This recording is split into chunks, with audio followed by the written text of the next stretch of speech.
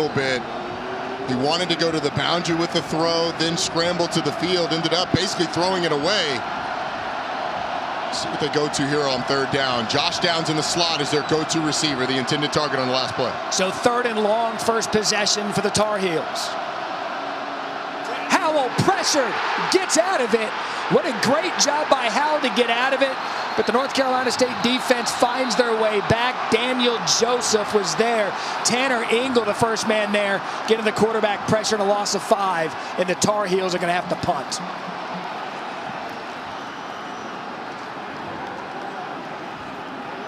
We'd like to welcome those of you who just watched UCF in South Florida. UCF gets the win 17-13. Welcome to Carter Finley Stadium here in Raleigh, North Carolina. Roddy Jones, Matt Berry alongside. Tiff Blackman on the sidelines for us. North Carolina got the ball first. They have to punt after Sam Howell was sacked on third and long. So Thayer Thomas deep to receive the punt. Pressure comes, it is blocked. North Carolina State's get a fall on it. Touchdown, Wolfpack.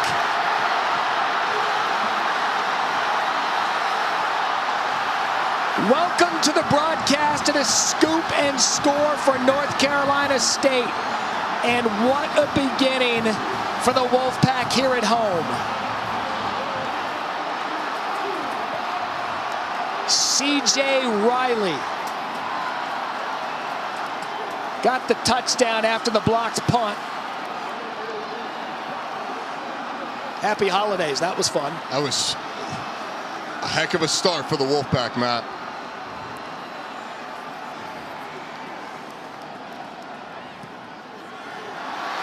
Extra point attempt is good. And North Carolina State, after stopping UNC on defense, their special teams come through, Rod. Well, off that right side, you see the layout, and then the ball fluttering around. North Carolina State's able to dive on it. Looks like that was Aiden White that came off. Excuse me, Jordan Houston, the running back, comes off and blocks the punt. North Carolina State has been the best complete team, the most complete team in the entire conference. Special teams being a massive part of their game this year. The defense has been excellent with the 3 and out. They had a punt that they blocked for a touchdown against Boston College. Multiple kickoff returns for touchdown this year. Then they start the rivalry game off with one as well. We saw it last week against Syracuse. You had an offensive touchdown. You had Bam Knight return a kick, and you had a defensive pick 6. You talked to Dave Dorn and this NC State staff. It is an all 3 phases situation for them as they are playing for a lot tonight. So if you just joined us, Sam Howell and North Carolina got the ball first. Wolfpack won the toss, elected to defer, and North Carolina had to punt to begin the game. And with that, welcome in Roddy Jones, Matt Berry alongside, and I don't think that we could transition from one broadcast to another with highlights like that. Sorry if we disappoint you the rest of the way, but what a game for NC State tonight. If they win tonight and Wake Forest loses tomorrow against Boston College, it is the Wolfpack playing for the ACC championship, winning the ACC Atlantic. This is a huge one for them tonight against their rivals. It is, but you have to put the emotions aside and just go out and execute like they did on that blocked punt, because emotions aren't going to win you the football game. The emotions of a rivalry, the emotions of having your fate in your own hands, you got to put all that aside and go out and play well. So rough start for Howell in the offense, first possession. This to give to Ty Chandler. Chandler has space around the left side. Here goes Ty, and a big gain on first down. Gain of 23. Josh Downs, the star receiver, had a key block to spring Chandler, and that's how you settle down, Roddy Jones. Josh Downs had a pancake. Watch as Ty Chandler gets through the hole. You're going to see you're going to see Josh Downs absolutely pancaking Josh Pierre-Louis down the field. So first down for Howell, the fake to Chandler. Here comes the pressure again. Howell gets out of it again. Going to take a shot downfield and just throw it away. So Corey Durden on the pressure, and Roddy, for the Tar Heels offense, these guys, these 3 stars are going to have to set the table for Mac Brown. And we've already seen them involved. Sam Howell being a dual threat. Those 700 rush yards have been huge. Ty Chandler running the football over 1,000 yards. And then Josh Downs, 90 receptions. He's had 8 or more receptions in every game this year except for one. He is going to be a massive part of what this offense does. Offensive line early on has given the Wolfpack some opportunities to get to Howell. Now second down. Howell with time across the middle, 2 downs, loses his feet. Brought down on the play by Joshua Pierre-Louis. Gain of 3. Josh Downs has been one of the biggest, I don't know if surprise is the right word, but one of the biggest breakout stars of the year this year in the ACC. 90 receptions on the season, 4th most in the country. And he's a threat in the slot. They move him around all over the place, so you can't put one guy on him. You see him in the backfield here next to Sam Howell. So 3rd and 7 for Howell. Forced out of the pocket. He's forced to throw that away. And another stop for the Wolfpack defense. Devin Van, the pressure. And Roddy, coming into the broadcast, we wanted to watch that Tar Heels offensive line early, and right now the Wolfpack defense able to call some pressure. Yeah, through blitzes and just rushing their normal 3. But Devin Van did an excellent job of collisioning Josh Downs coming out of the backfield, throwing his route off. All the timing was off, and then he created the pressure on Sam Howell. Again, Ben Kiernan's punt to open the game was blocked. Thayer Thomas deep to receive. Kiernan able to get that one off. And Thomas is going to call for the fair catch at the 12-yard line. 37-yard punt. We'll see NC State on offense for the first time tonight, because we had this, Roddy Jones.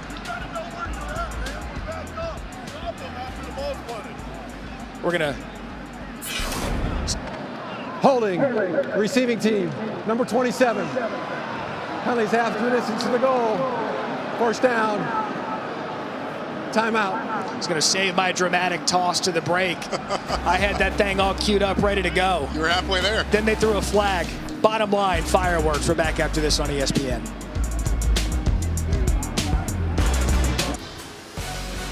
Welcome back to ESPN College Football Prime Time, presented by Ram Trucks. You're watching the ACC on ESPN on the campus of NC State. And a great atmosphere tonight, Carter Finley Stadium. Wolfpack with the ball. After the penalty, half the distance to the goal. It started at the 7-yard line. That is number 7, Bam Knight, with the carry there on 1st down. As we bring out Devin Leary for the first time tonight, Roddy, he has had a remarkable season for this Tim Beck coached offense. He certainly has, and with all the great quarterbacks in the ACC, Devin Leary's been overshadowed somewhat, but his production's right up there with the best of them. You just look at the numbers this season, the number of touchdown passes in ACC play leads the conference. We're on record watch, 3 touchdown passes tonight. He ties Phillip Rivers for most of the season in school history. That'll be good enough for a 1st down after a gain of 8. That's Trent Penix who caught that one from Leary. The big thing you're going to see with this NC State offense is they spread the ball all over the place. You'll see the 2 big receivers, Devin Carter and Emeka Emezi, as well as Thayer Thomas in the slot. But especially as you get down towards the red zone, those tight ends become really big weapons for them. 17 different players have caught a pass this year from Leary. So 1st and 10, ball spotted at the 22. That's Knight off the edge with some space. Bam, Knight lowers his shoulder. Giovanni Bigger's there to lay the hit. Gain of 7. You're going to see NC State run the ball in a few different ways. One of their favorite run plays is that stretch zone, just like this, especially to the left side behind Ike Ekwonu, big number 79, who on a lot of draft boards has shot up, being a top 20, maybe even top 10 pick. Potentially, he is a fantastic player, and they are really good running the ball behind that left side. Armel Kiper Jr. said he's got him ranked 17 on his big board of 25 players. Could certainly move up. Knight in the backfield, Leary to throw, has a receiver, caught. 1st down, Thayer Thomas on the reception. Cameron Kelly on the coverage and tackle, gain of 10. Thayer Thomas is such a good player in the slot, such a big weapon. He's an experienced guy and does a really nice job of feeling out the holes in zone coverage. And if UNC is going to play a lot of zone, Thayer Thomas could have a massive game. Devin Carter, Emeka Emezi, Rod, those are the stars, but talking with Tim Beck, the offensive coordinator, he likes when Thayer can move around in the slot. He thought defensively tonight that could be one of his games. Yep.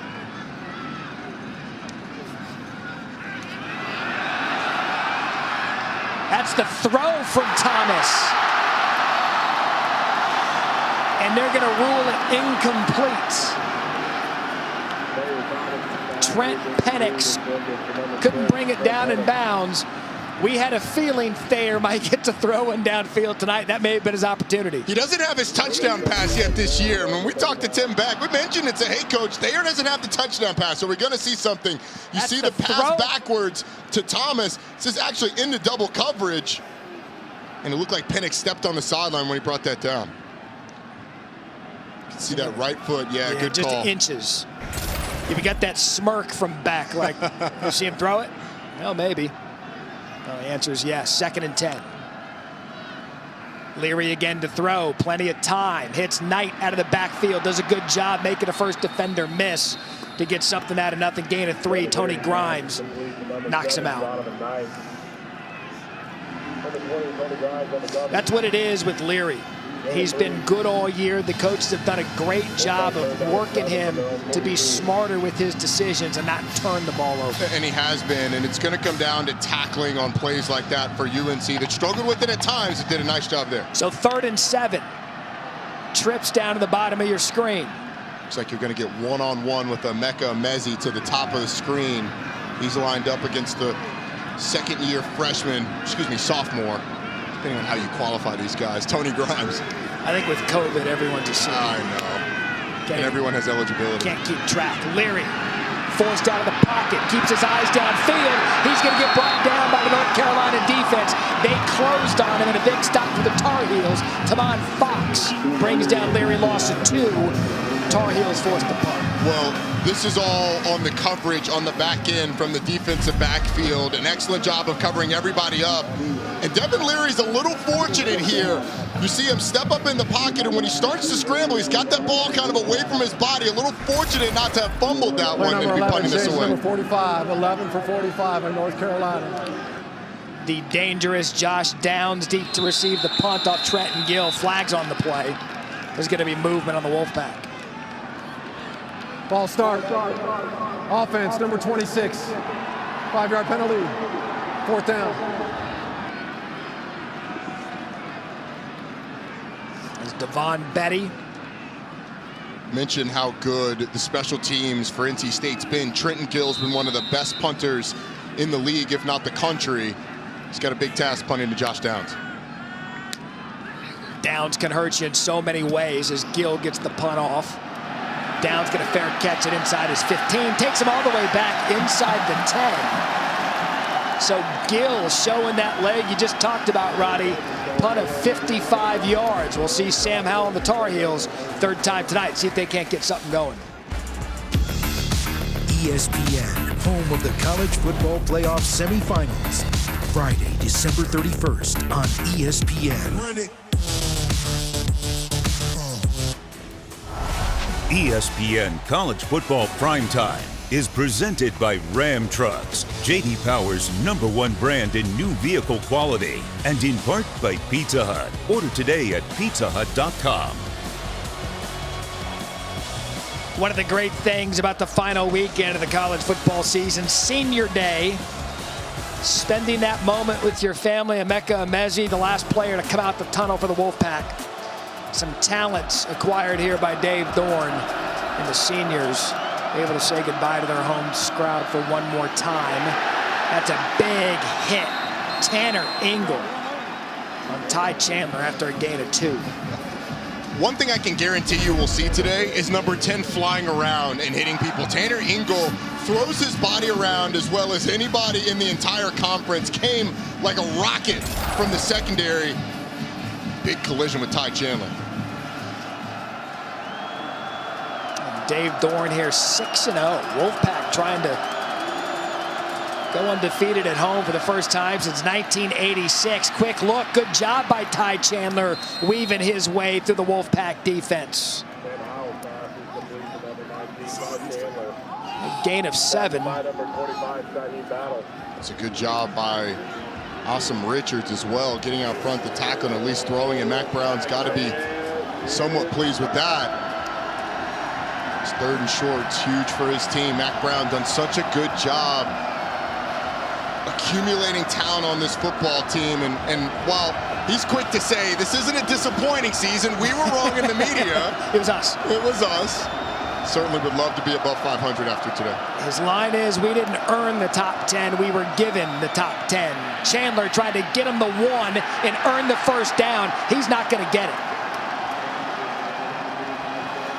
This Wolfpack defensive front has been all over the North Carolina offensive line, and it is going to be yet another punt for UNC. Devon Betty, the youngster there to lead the tackle. If you've not watched NC State on defense, they play hard, they fly to the football, and they tackle you. When they hit you, you go down. One of the best tackling teams we've seen all year on film, and you can see it there. And the amazing thing, Matt, they're doing it down 5 starters coming into this game, down a couple more as well.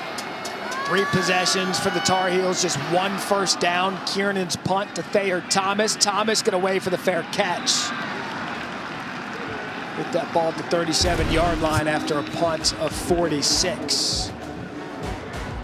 NC State, they got to win to hopefully get into the ACC championship. Up 7-0 midway through the first.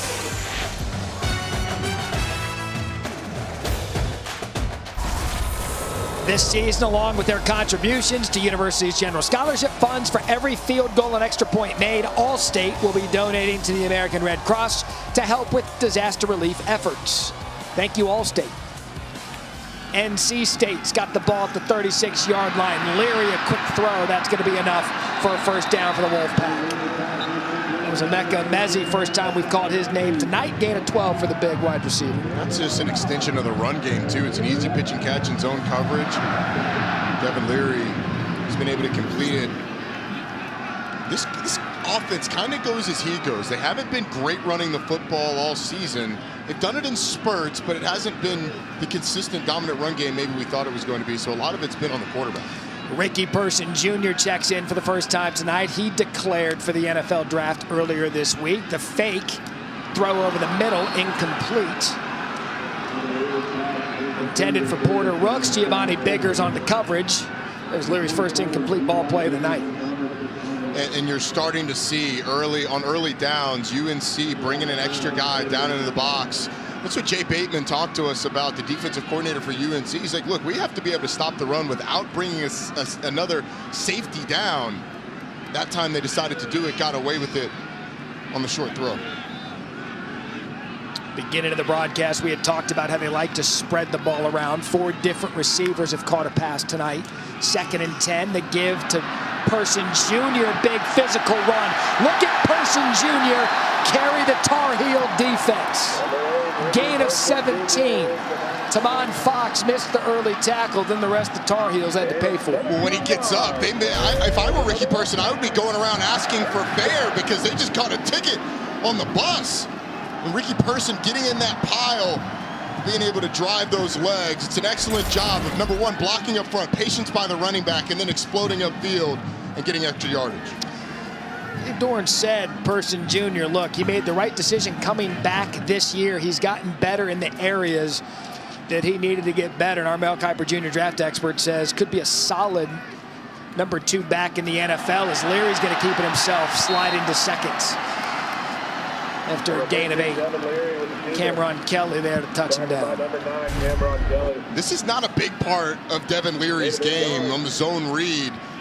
Doesn't pull it a whole lot. This time he does, tucks it in. It's a good job of Cameron Kelly pulling off at the end of that. Leary with the slide.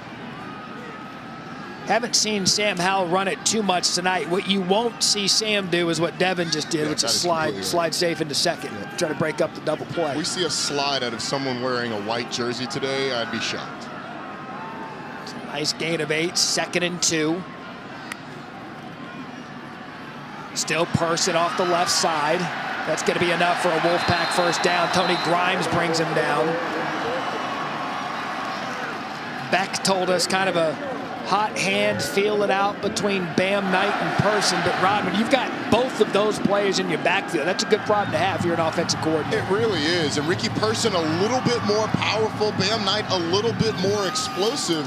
But you look at the carries coming into this game. Bam Knight 131, Ricky Person 124. Basically split them right down the middle. Tar Heels bring in 4 fresh bodies on defense. The run to the outside for Person. Does a good job planting that right foot. And Ricky Person Jr. continues to run physically for the Wolfpack. Roddy, you had just said what he brings to this running attack. Gain of 16, and again, you see the power from Person Jr. And you see that an arm tackle isn't going to bring him down. Giovanni Biggers has a shot on Ricky Person in the hole, but Person sets him up to the outside, slips underneath. The arm tackle not able to bring him down. And then the power. I mean, he's been tough to take down, and while he's up, constantly churning those legs. 3 carries, 40 yards for Person. This team so strong in the red zone this year. 23 of 24 in their last 7 games. And movement up front. Prior to snap, false start. Offense, number 50. 5-yard penalty. First down. It's Grant Gibson, the center. Excellent center who is an experienced guy. He's right there in the middle of your screen, number 50. Just a little flinch. So NC State has the blessing of Emeka Mezi, 6'3", 212. Devin Carter, 6'3", 216. They're built like defensive ends. I'm willing to give up my no fades by the goal line call. Are you? Just because of those guys' height. Leary to throw, plants his feet, has a receiver, touchdown, Wolfpack. Trent Penix.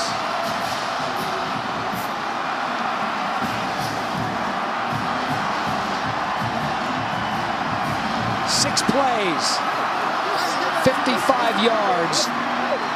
That the 7th play of the drive. And the Wolfpack, that was an impressive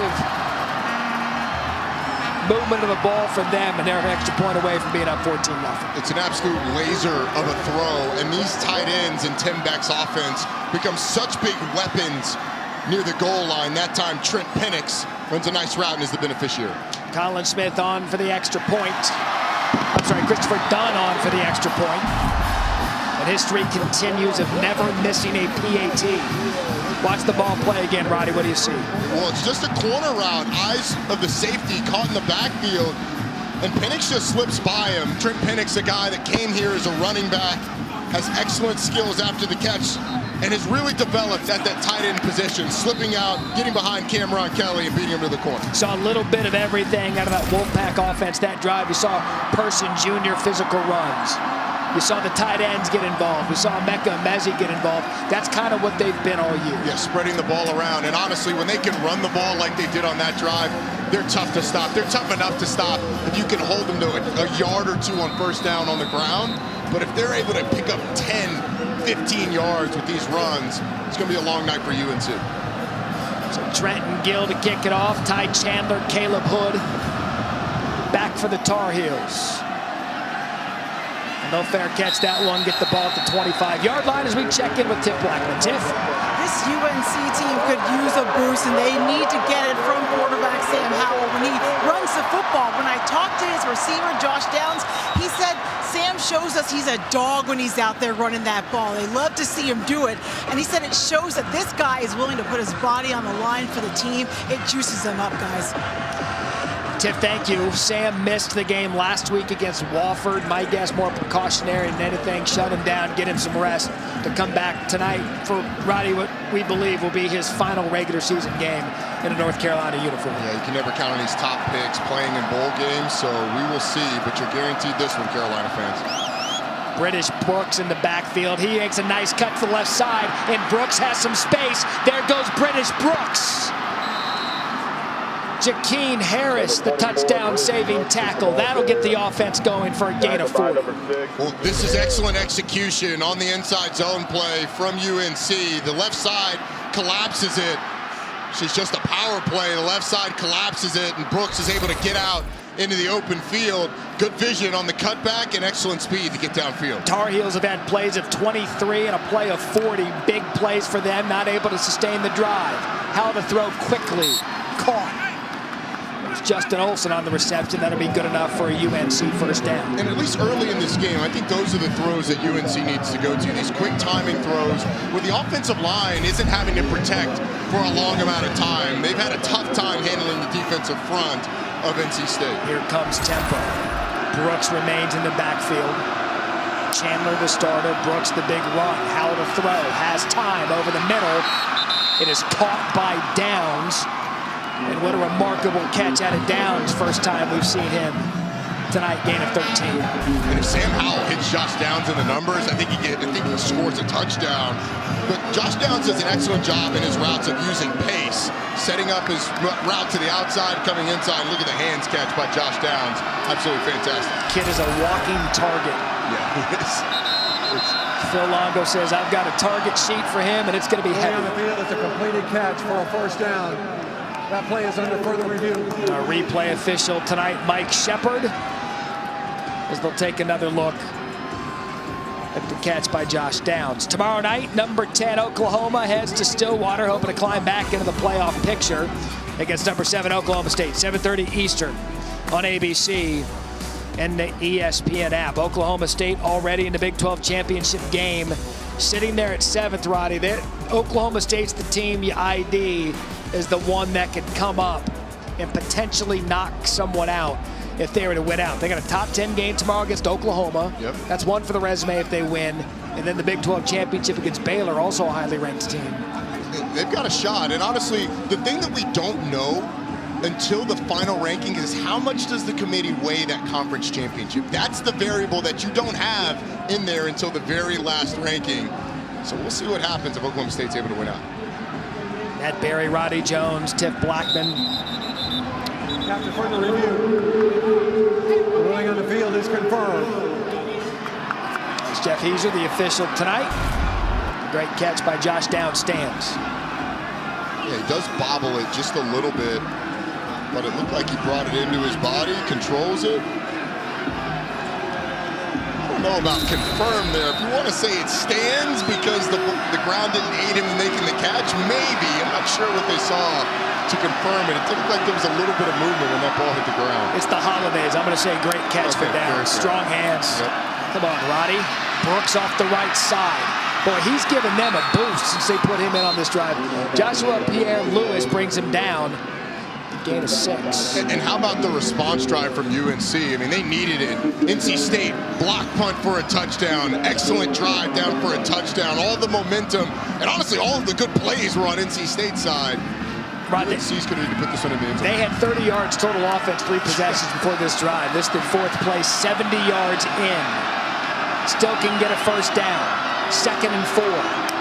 Brooks remains in the backfield. Howell's going to keep it. Goes to the left side, lowers his shoulder, and NC State is there, and they are taking their shots. Jakeem Harris on the tackle. That'll be the final play of the first quarter. But you see why the Tar Heels love their quarterback, Sam Howell. He's going to lower his shoulder. He's going to run. We got a battle of the state of North Carolina. And after one, it's Wolfpack up 14-0.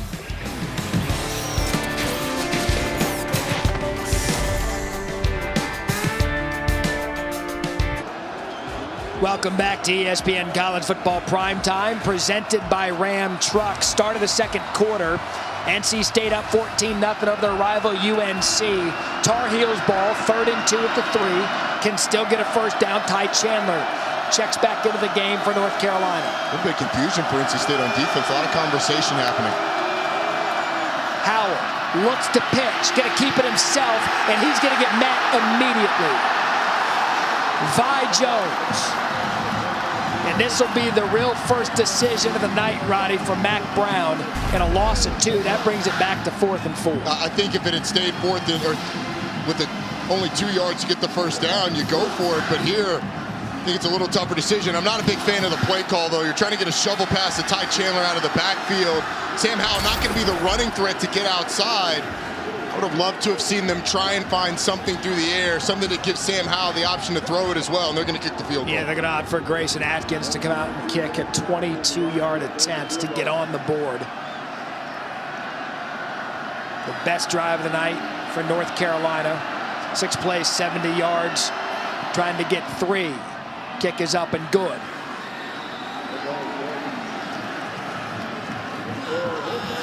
So, Roddy, the defense did its job. 3rd and 2. Looked like Carolina's going to be able to punch it in for a touchdown. But even more impressive when you consider now 7 starters for this defense out. Yeah, and the 2 on the left, Peyton Wilson, Isaiah Moore, you see those C's on their chest. Both captains, Peyton Wilson at the will linebacker position, Isaiah Moore at the Mike position. But Cyrus Fagan, a transfer from Florida State, a guy that was expected to start. You saw C.J. Clark, the starting nose tackle, also out in this game. Savion Jackson was out coming in. And then late scratches, Tyler Baker-Williams, their nickel, Devin Boykin, their free safety. It's been quite the job by this defensive staff to put together the year they had. The Tyler Baker-Williams late scratch was big. He was going to get the Josh Downs assignment. That's not an assignment you want to give to people that don't have experience. North Carolina, as they've done all year, talked to their defensive coordinator before the game. Tony Gibson is like, you've got to be kidding me.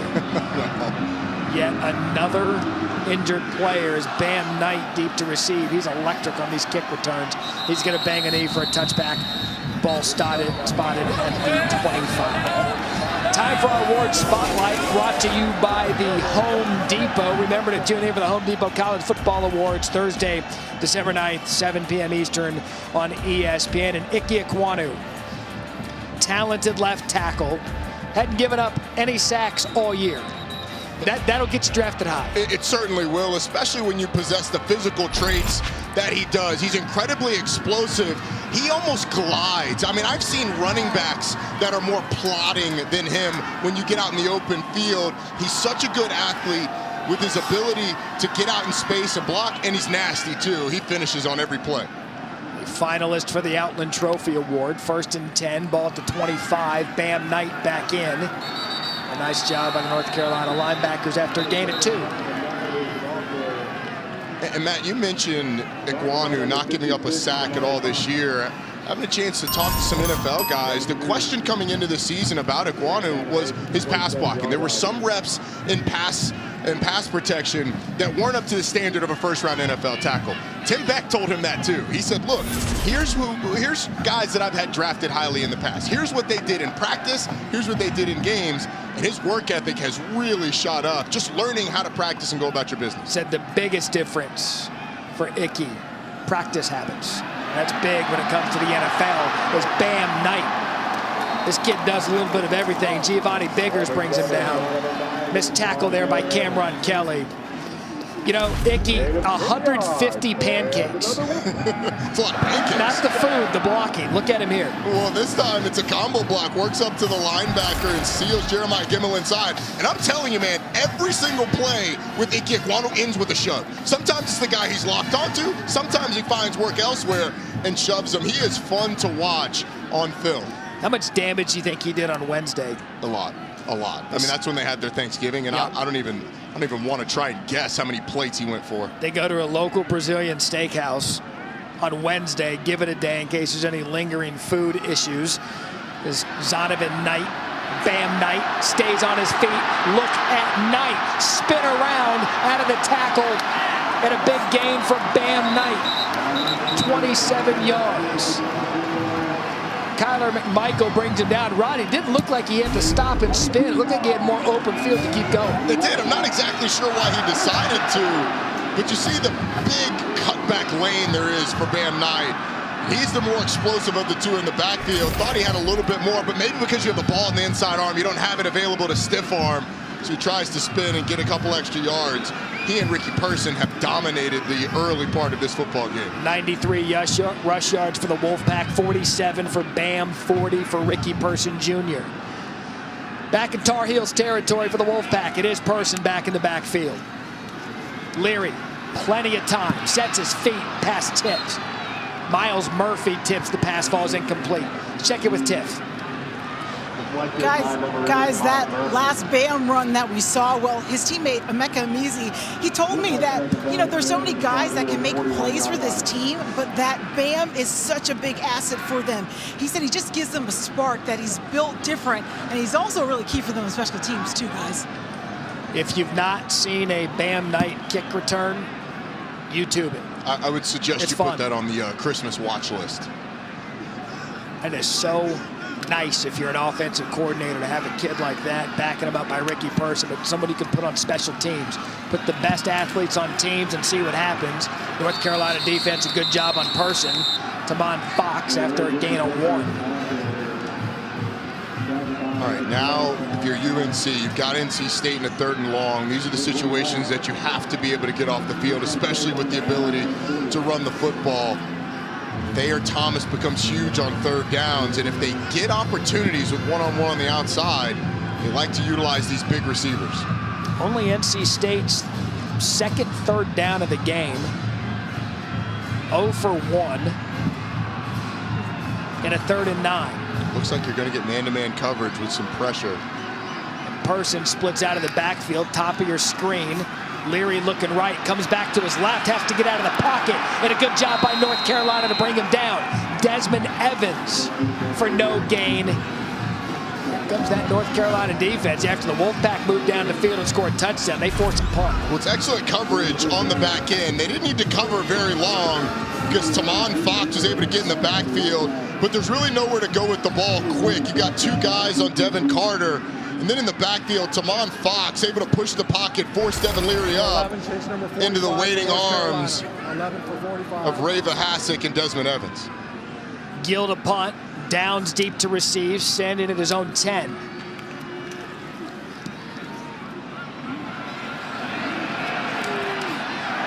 It's good special teams out of the Wolfpack. Thayer Thomas there to catch it inside the 10. Punt of 31. Here comes Howell and the UNC Tar Heels when we come back.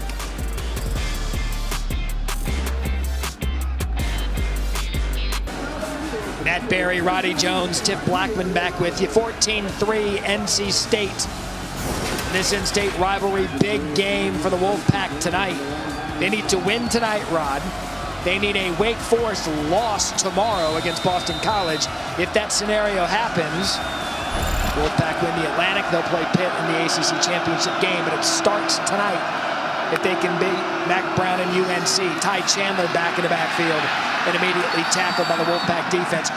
Field position's been a big thing for UNC tonight. Average field position's been at the 19-yard line. They got a flag on the play.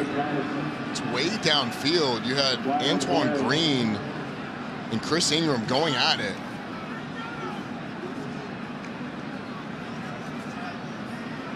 Let's see what the call is. I mean, it had nothing to do with the play, so it's got to be extracurriculars. After the play was over, unsportsmanlike conduct. Offense, number 3. Penalty is half the motions to the goal. 2nd down. That's on Antoine Green. And you mentioned nowhere near the play. That was 20 yards downfield. On a play that went for no gain. And those are the types of things that can creep into a rivalry game if you're not careful, if you're not disciplined, if you're not on top of it. And North Carolina, the first one to succumb to one of those personal foul penalties, unsportsmanlike conduct. Took till 10 minutes in the second for that to happen. Mac Brown pulls Green off the field. Chandler in the backfield, ball now spotted back at the UNC 4. This is a big spot for that offensive line. Absolutely is. The fake to Chandler, trying to go across the middle, and that somehow got in there. What a play. Josh Downs on the reception. Roddy, that thing was muddy from the get-go, and they executed for a gain of 8. I have no idea how that got through all the hands, but it did. It's great delivery by Sam Howell, just a jailbreak screen to Josh Downs. Not sure how he didn't get tackled, and then he's able to maneuver and get a pretty good gain. And NC State fortunate because he was one step away from taking that to the house. So Josh Downs with that reception passes Hakeem Nicks for most receiving yards in a season for North Carolina. 3rd and 7 for Howell. Across the middle to Downs again. And Jakeem Harris was ready for it. Tar Heels forced to punt. It's a great job of rallying to the football by this NC State defense. Sam Howell with the good delivery, but it's short. And then Josh Downs, I think he's trying to stop and get underneath the hit. Jakeem Harris, feet go out from underneath him, ends up on the ground. Yeah, that hit was coming. It certainly was. And I'm not sure if they're not going to take a look at it. I don't know how this This would be targeting. I mean, you have to have forcible contact, and I don't think there was any sort of contact that was forcible. Is under further review. Potential targeting. Yeah, when they flashed that replay, Rod, that was the first thing that came to my mind. So we're going to step aside while they take a look at it. 4th down, UNC.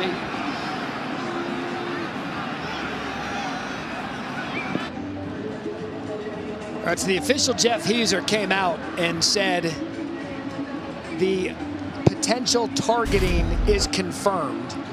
Got a huge boo from the crowd. Keyword there was potential.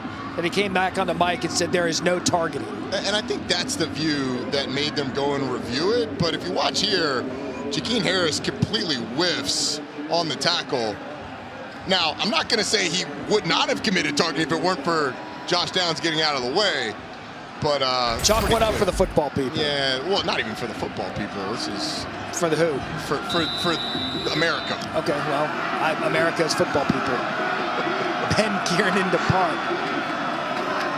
Thayer taught. Oh, it's blocked again. But UNC is going to recover the blocked punt. The Wolfpack blocked the punt for the 2nd time tonight. Garrett Walston recovered the punt.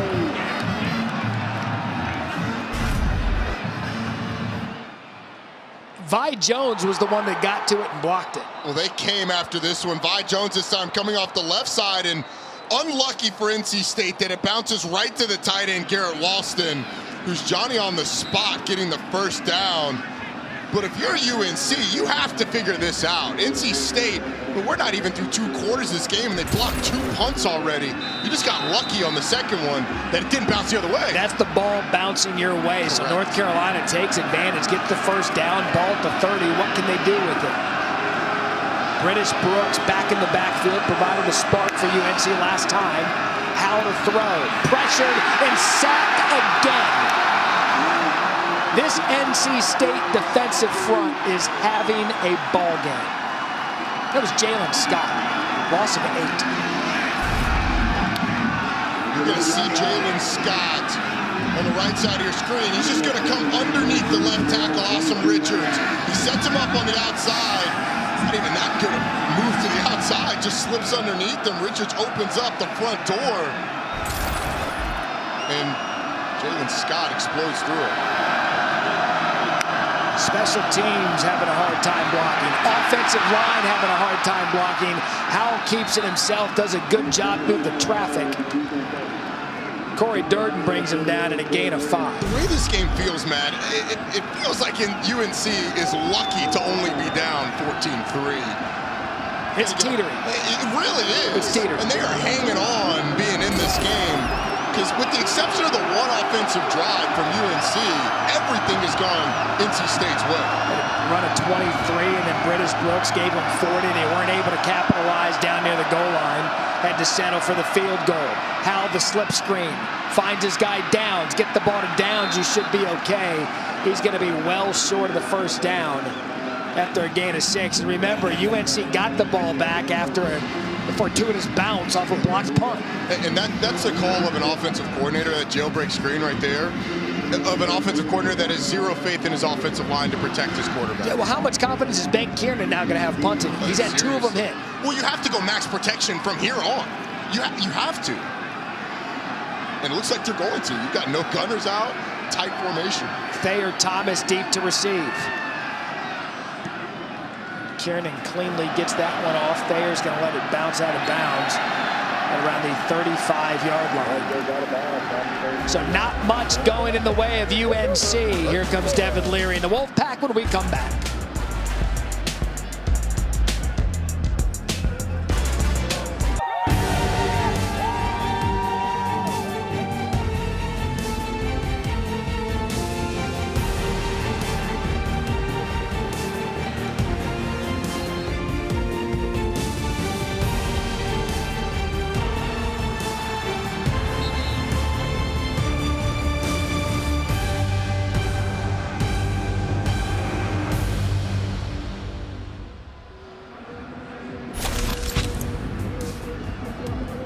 Don't you just love college football rivalries? UNC and State Phil Longo over there talking to his quarterback, Sam Howell. Rough start for the Tar Heels offense. Unable to really sustain any drive as Ricky Person in for the Wolfpack at a gain of 7. Right, total yards-wise, it's not that big of a disparity. It's 144 to 132, but it's about execution and finishing the drive if you're UNC. Yeah, and for UNC, they've really been dominated up front. I mean, the offensive line has not been able to protect Sam Howell. There have not been lanes consistently, whereas on the other side, this NC State offensive line has done a nice job, especially when the ball's on the ground.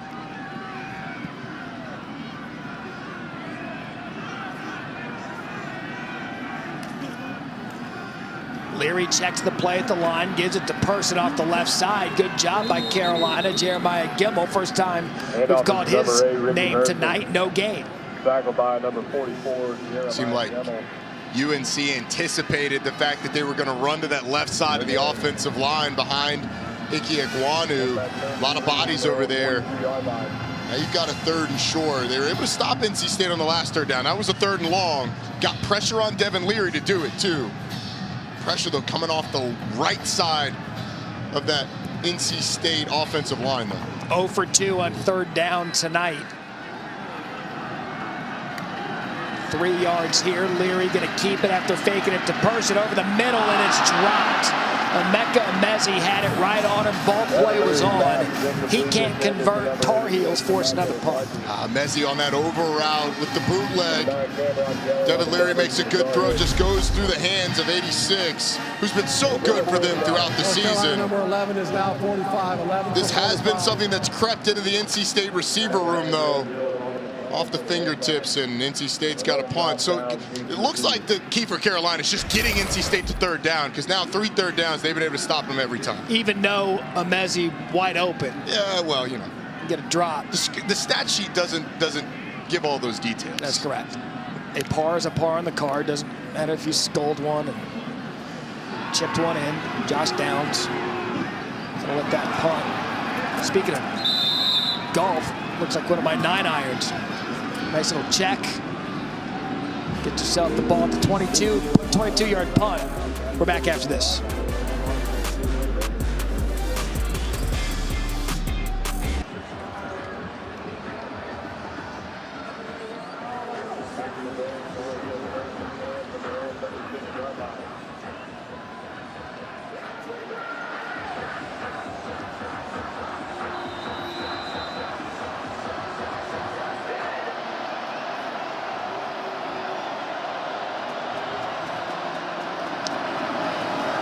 Kevin Connors can't wait for that Steve Oling produced halftime report. I'm just trying to figure out how you got Palmer to work on the Friday after Thanksgiving. As Sam Howell is going to take a shot. That's going to be a flag 365 days a year. Derek Pitts on the coverage. Antoine Green forcing the PI. Pass interference. Defense, number 24. 15-yard penalty. 1st down. And Derek Pitts has the arm of Antoine Green down the field. Green actually ends up pulling down Pitts at the end of it. But as you said, that's a flag every single time. And a chunk play via the penalty, but a chunk play to start this UNC drive. This UNC offense has gone 3 and out basically every drive except for the field goal drive. And that last one, it doesn't count as a 3 and out, but it was basically 2 3 and outs with the block punt and then the first. We had to go deep into the book. We did. Because that never happens. So what can North Carolina do with it? Ty Chandler back in the backfield, ball just over into NC State territory. 1st and 10, ball at the 49. Howell to throw again. Gonna look deep again. Looking at Green again. This one is caught. Incomplete, he dropped it. He dropped it. Derek Pitts again on the coverage, and that looked like a touchdown UNC. It was a touchdown. I mean, Green does a nice job. It looked like Pitts was at the safety position this time. Comes over, tries to cover him. The ball's underthrown. Green comes back to the football, and it just goes right through the wickets between his elbows, into his lap, and onto the ground. Once again, that battle between Pitts and Green down the field doesn't come up for anything for UNC. Missed opportunity for the Tar Heels there as British Brooks back in the backfield. The biggest thing on those two throws, though, Matt, Sam Howell had time. There you go. And that's an encouraging sign for UNC. The ability to protect him has not been there consistently during this game. And it's going to be huge on this third down as well. It seemed like every time he's dropped back to pass, he has not had the time to find his receiver. Carolina 0 for 6 on third downs tonight.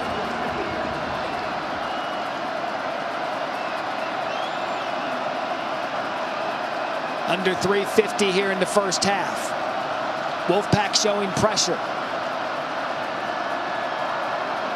Play clock down to 2, down to 1. Snap off, Howell over the middle, and it is caught by Kamari Morales, and it's going to be a 4th and short, gain of 6. And I think you go for it if you're UNC. Your defense has actually settled into this game, stopping NC State. It was a late blitz from Tanner Ingle that forced him to get the ball out quick.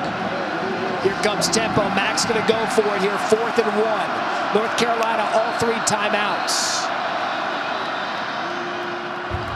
Wolfpack going to use one of theirs. They have all 3 as well. Timeout. NC State. 30 seconds.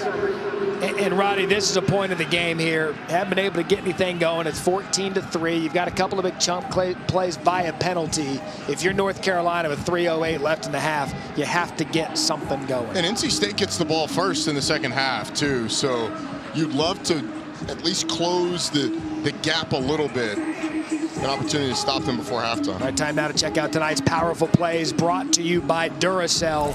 And one of the stories with the Wolfpack, not just tonight for the entire season, the injuries, but they're still playing at a high level. They certainly are. And the front 7, really the front 6 for NC State in this 3-3-5 have been fantastic. Tanner Ingle has been great coming out of the secondary. He's sort of that 7th that pops in there.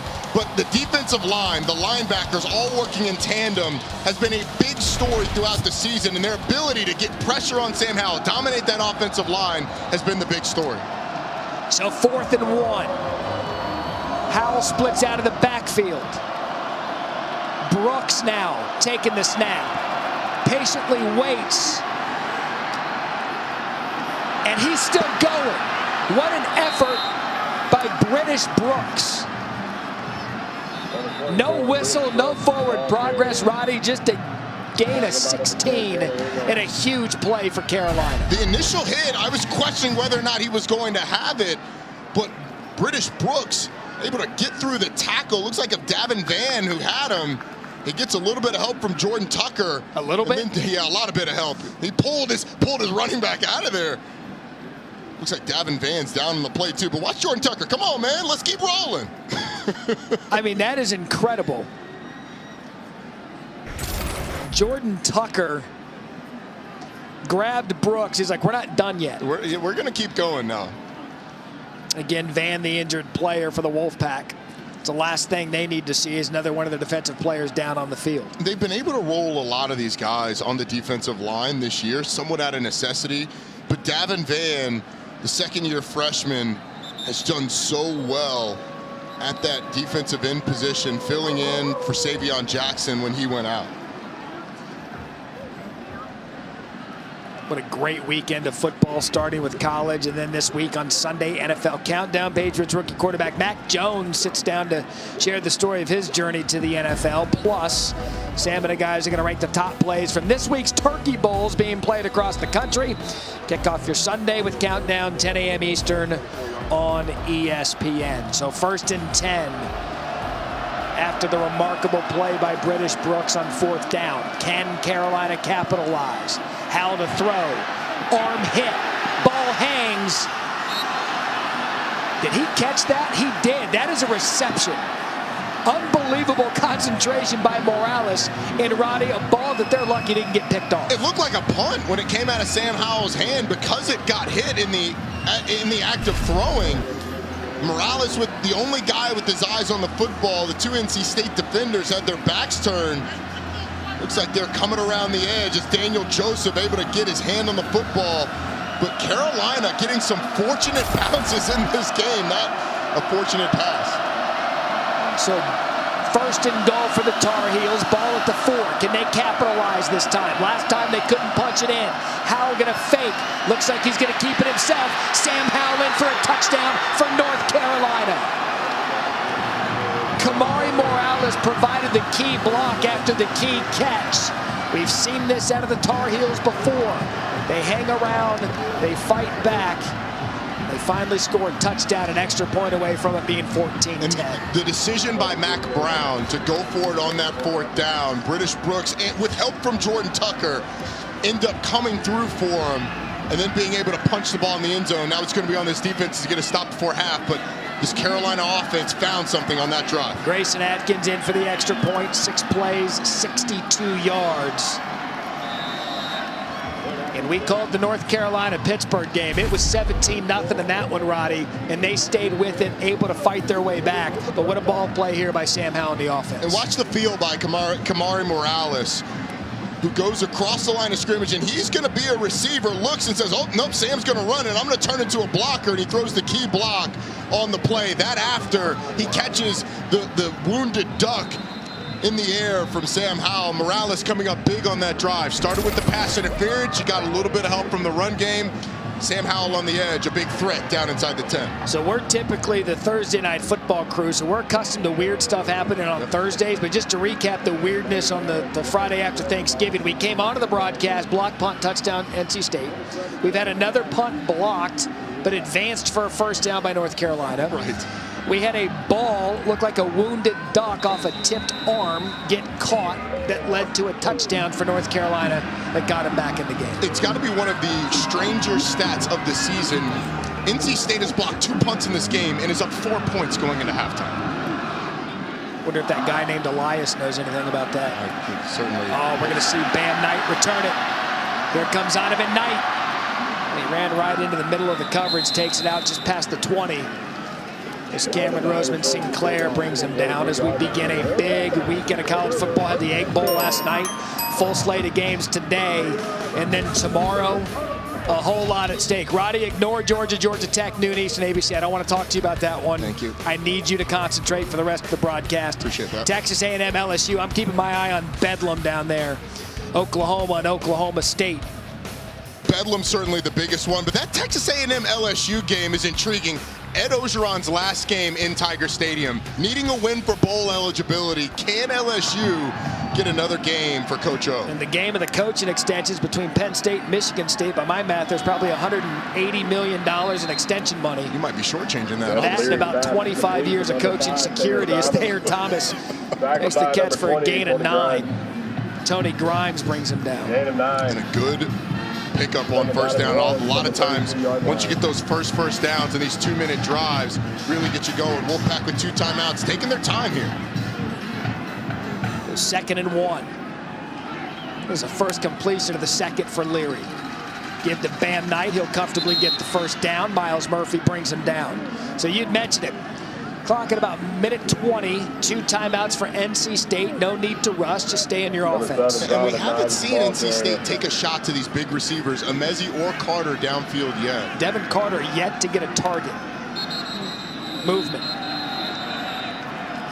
And of all the, you can add Devin Carter, no targets to the weird list. False start. Offense. Number 50. 5-yard penalty. First down. So we've seen that out of Grant Gibson twice tonight. What's he doing down there? It looks like he's just getting a little antsy. Either that or before he's actually ready to snap the ball, he changes his mind and has a little flinch there. And almost like he decides to snap it, then rethinks it and decides not to. Leary pressured, able to get out of there, finds Bam Knight over the middle of the field in a big play. Here goes Donovan. Great job by Leary to avoid the rush. Gain of 38. Now the Wolfpacker in business still with 2 timeouts. It almost looked like they were trying to set up a slip screen to Bam Knight, who just felt the pressure on the outside, cut back towards the inside. Leary found him. You see Grant Gibson getting out front like it's going to be some sort of screen, but Bam Knight feels that there's a defender there, comes back inside like an angle, and once he gets in open space, he's as dangerous as there is in the country. Bam Knight with the spark play. Tiff told us earlier, I mean, he's the guy that gives this offense the spark, a massive play. He's that one play, big play. If he does it on special teams, a kick return, he can do it out of the backfield.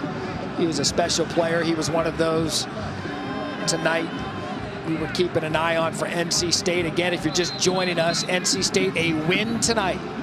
They get to sit and watch college football tomorrow. Cheer for Boston College to beat Wake Forest. If that happens, NC State wins the Atlantic. They play Pitt in the ACC Championship. You think they'll have BC gear shipped down here so they can root for the Eagles properly? I doubt it. So much at stake for Dave Dorn tonight.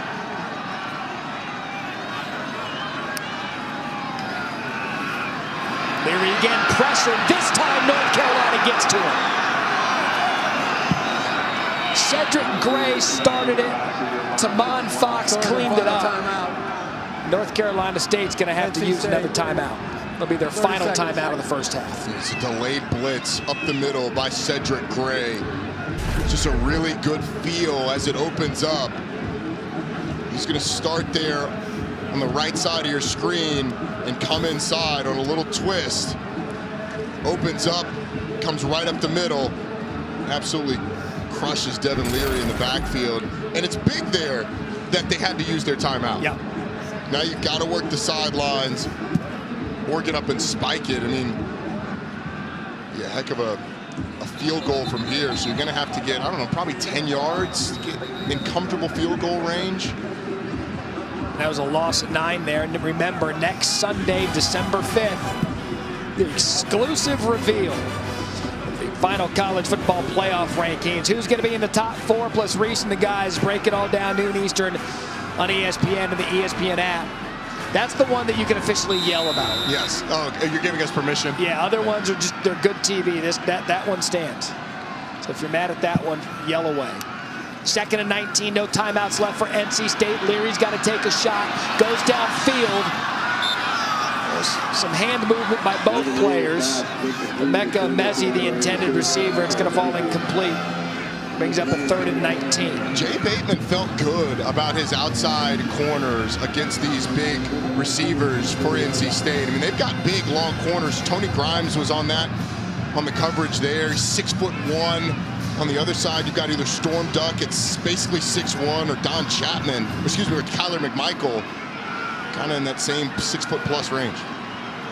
So 0 for 3 on 3rd down. Leary's got to work the boundary, get this out of bounds, gets it to Knight, makes a cut.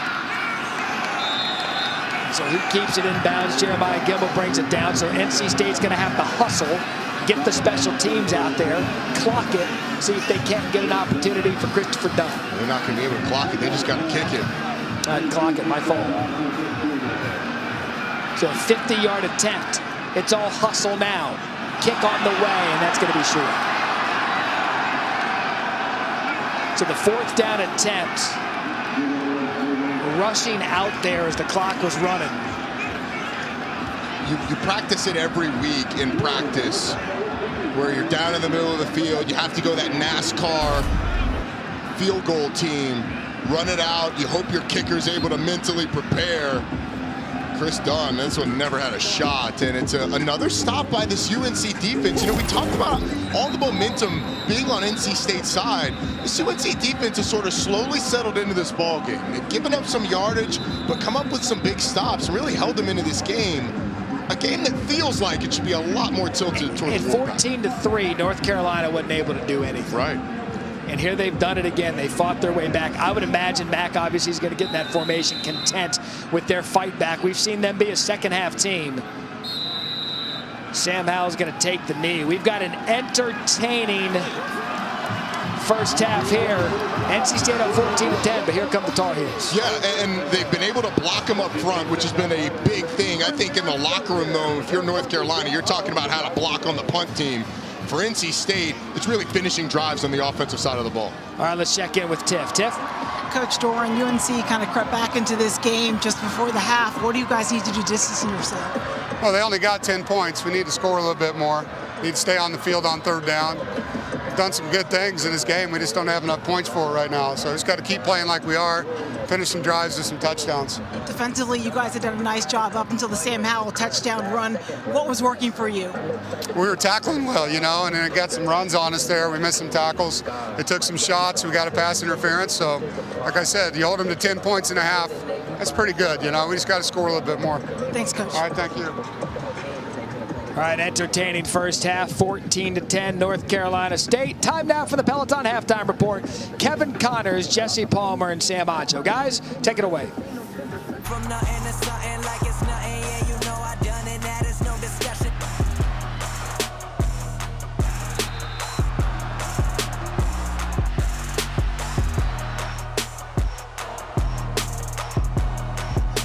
Welcome back to ESPN College Football presented by Ram Trucks. What a game we have tonight. You're watching the ACC on ESPN, the battle for the state of North Carolina.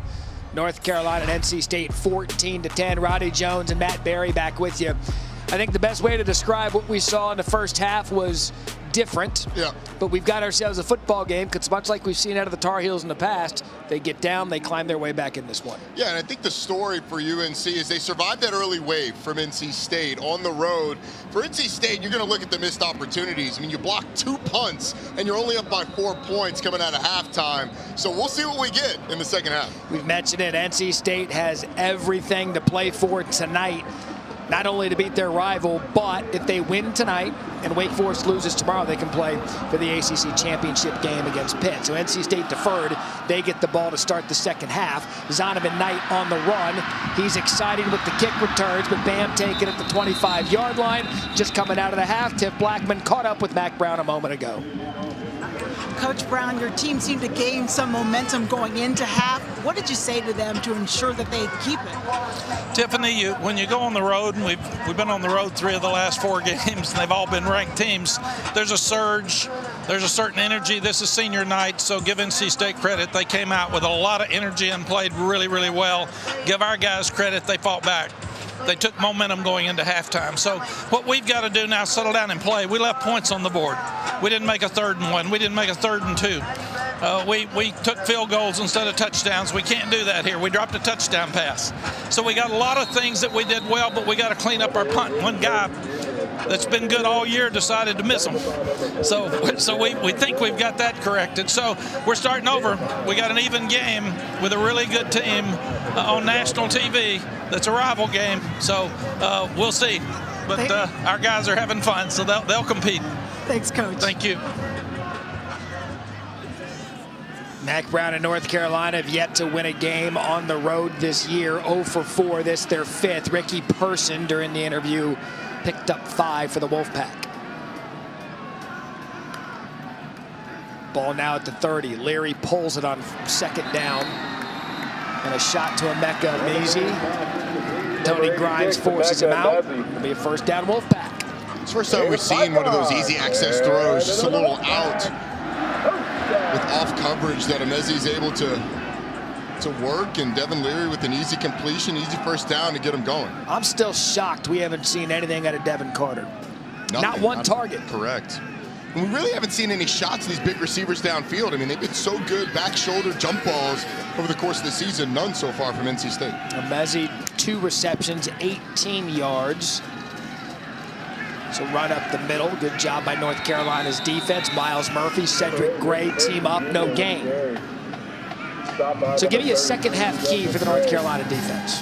Stopping the run is going to be huge, because when they've been able to do that, they've been able to get some pressure on Devin Leary and force NC State's offense off the field. So really, it's just more of the same. They started stopping the run. They were able to force Leary off this spot on 3rd downs, and it got him off the field. They're up 14-10. They've lost this game 2 years in a row to the Tar Heels. Here Leary rolls to his left, sets his feet, has time, checks it down. Dylan Parham on the reception and a gain of 3. It's a good job of just hanging in there by Devin Leary. He kept waiting and waiting for the defender to commit to him.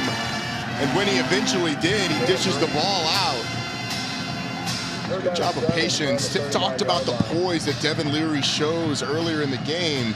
You saw it on that play.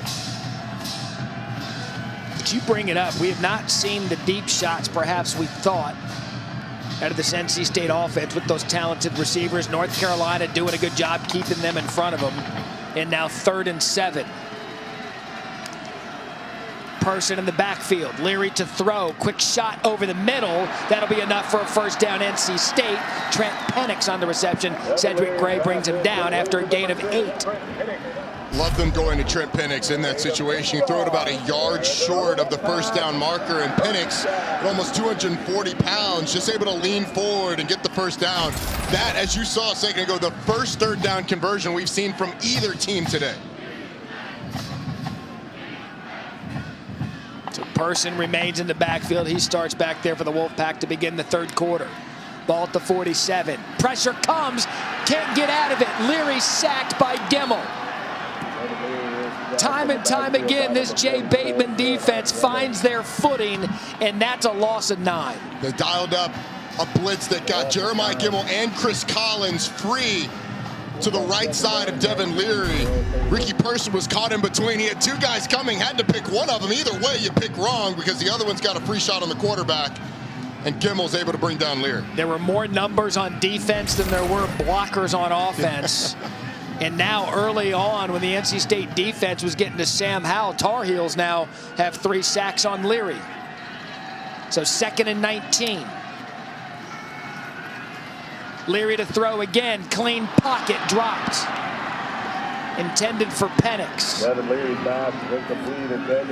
So now 3rd and long. Opening possession in the 3rd quarter.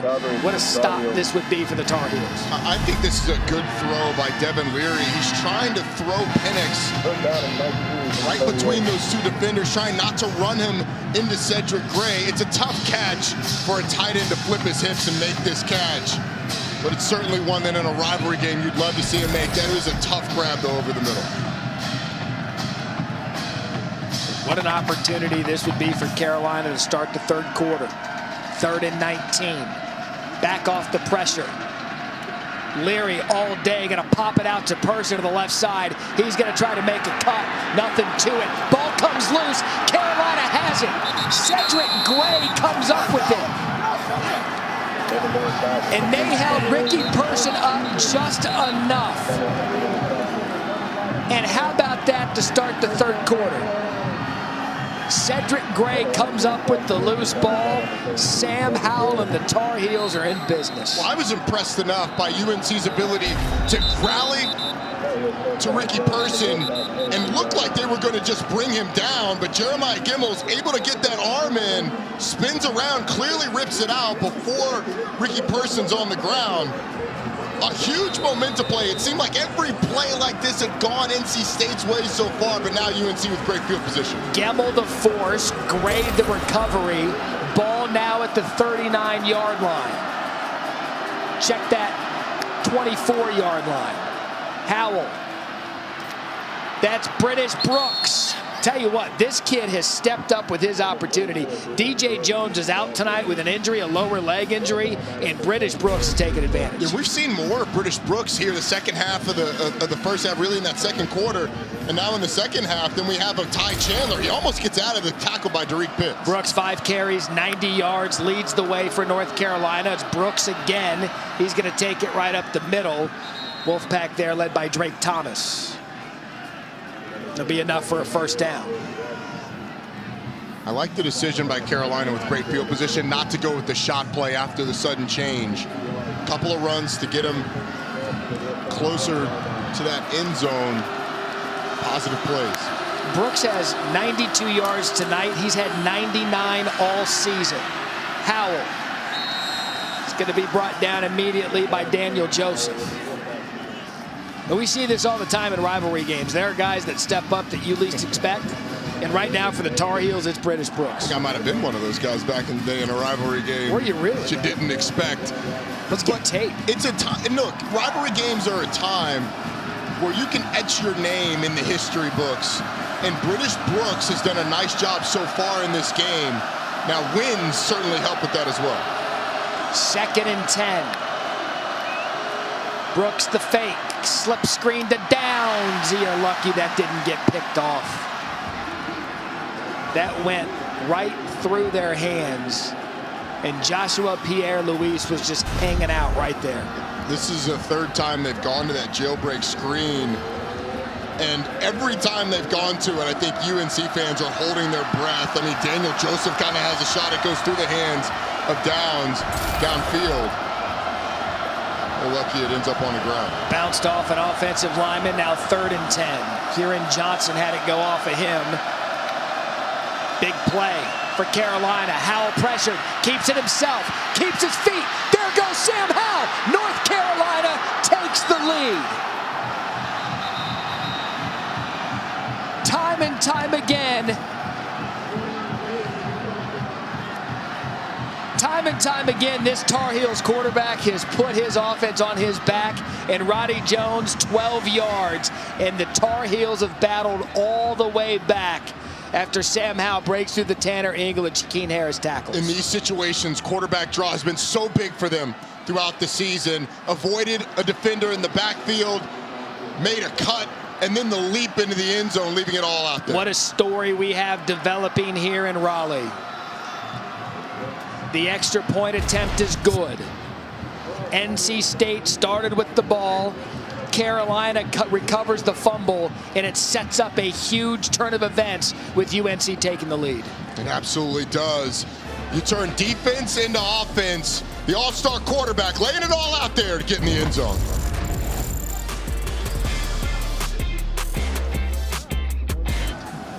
Jeremiah Gemmel forces the turnover that leads to the touchdown. 17 unanswered points for the North Carolina Tar Heels. And they have taken a 17-14 lead over the home team, NC State. Bam Knight can change that with run return. He's going to field it. Looks like they set up the fake. No one bites. Here goes Zonovan up the middle. And he's going to take it just past the 25-yard line as we check it with Tiff Blackman. Tiff? Guys, I watched co-defensive coordinator for UNC, Tommy Thigpen. He's also the linebackers coach. Go over there and hype up Gemmel after he forced that fumble. When I talked to Gemmel this week, he said they've got a competition amongst the defense for takeaways. He also said we haven't forced that many fumbles this year. He's got to be happy with that play tonight, guys. I would imagine he is happy, Tiff. And Roddy and I have talked about it throughout the broadcast. This is the same book that we saw against Pitt. Yeah. They were down 17-0 in that one and fought their way back in a game that they lost in overtime that Mac thought that they should have won. But here they were down 14-3, 17 unanswered points. And now it's Leary's turn. Ricky Person in the backfield. Quick throw, first down, incomplete. Intended for Porter Rooks. Tony Grimes able to knock it away. Second half, a couple of these throws just a little bit off. This one behind Porter Rooks. There's a big hit after it.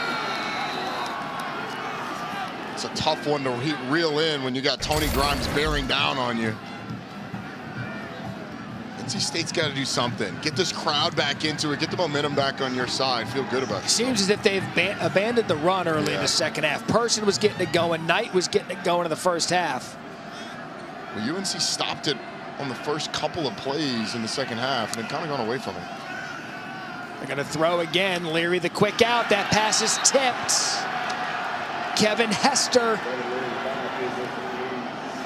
Jay Bateman's unit is playing football now, 3rd and long for Carolina. And it's great coverage downfield. You just get 4 verticals. But if you're not able to get to the quarterback, get your hands up in the air. It's a great job by Kevin Hester. Again, 3rd and long, where NC State's had a tough time today. Can you read that playboard? I couldn't. No. You don't know what play that was? I don't know what the pictures mean, but let me see it again. Maybe I'll figure it out. Leary off his feet. Over the middle. Incomplete. Another punt for NC State. First time we've seen it targeted for Devin Carter. All momentum courtesy of Storm Duck and UNC. Storm Duck may have had a chance to pick this thing off. Either way, he does a nice job of not committing pass interference, coming around and knocking the ball out. If that ball had been thrown to the inside, I do think he picks it off, but it's on the outside of the receiver, bats it down. These outside corners have been excellent tonight. Storm Duck, Tony Grimes, Kyler McMichael. Wolfpack offense has just hit the skids here. So Trenton Gill to punt. The dangerous Josh Downs set at the 30-yard line movement. Prior to the snap, false start. Offense, number 26. 5-yard penalty. 4th down. Devon Betty, guilty party. And look, this UNC punt return team was flinching, but none of them ever got into the neutral zone, which is why you get the false start on NC State. Roddy, North Carolina State jumped out to a 14-0 lead in the first quarter. They haven't scored since. So again, down set at his 35-yard line. Gill doing everything he can to not get Downs involved. Successfully does it. Ball bounces out at the 41-yard line. 37-yard punt. Just what I need a day after Thanksgiving. More deep-fried death. Give it to me. Good football. 8:37 to go, third quarter.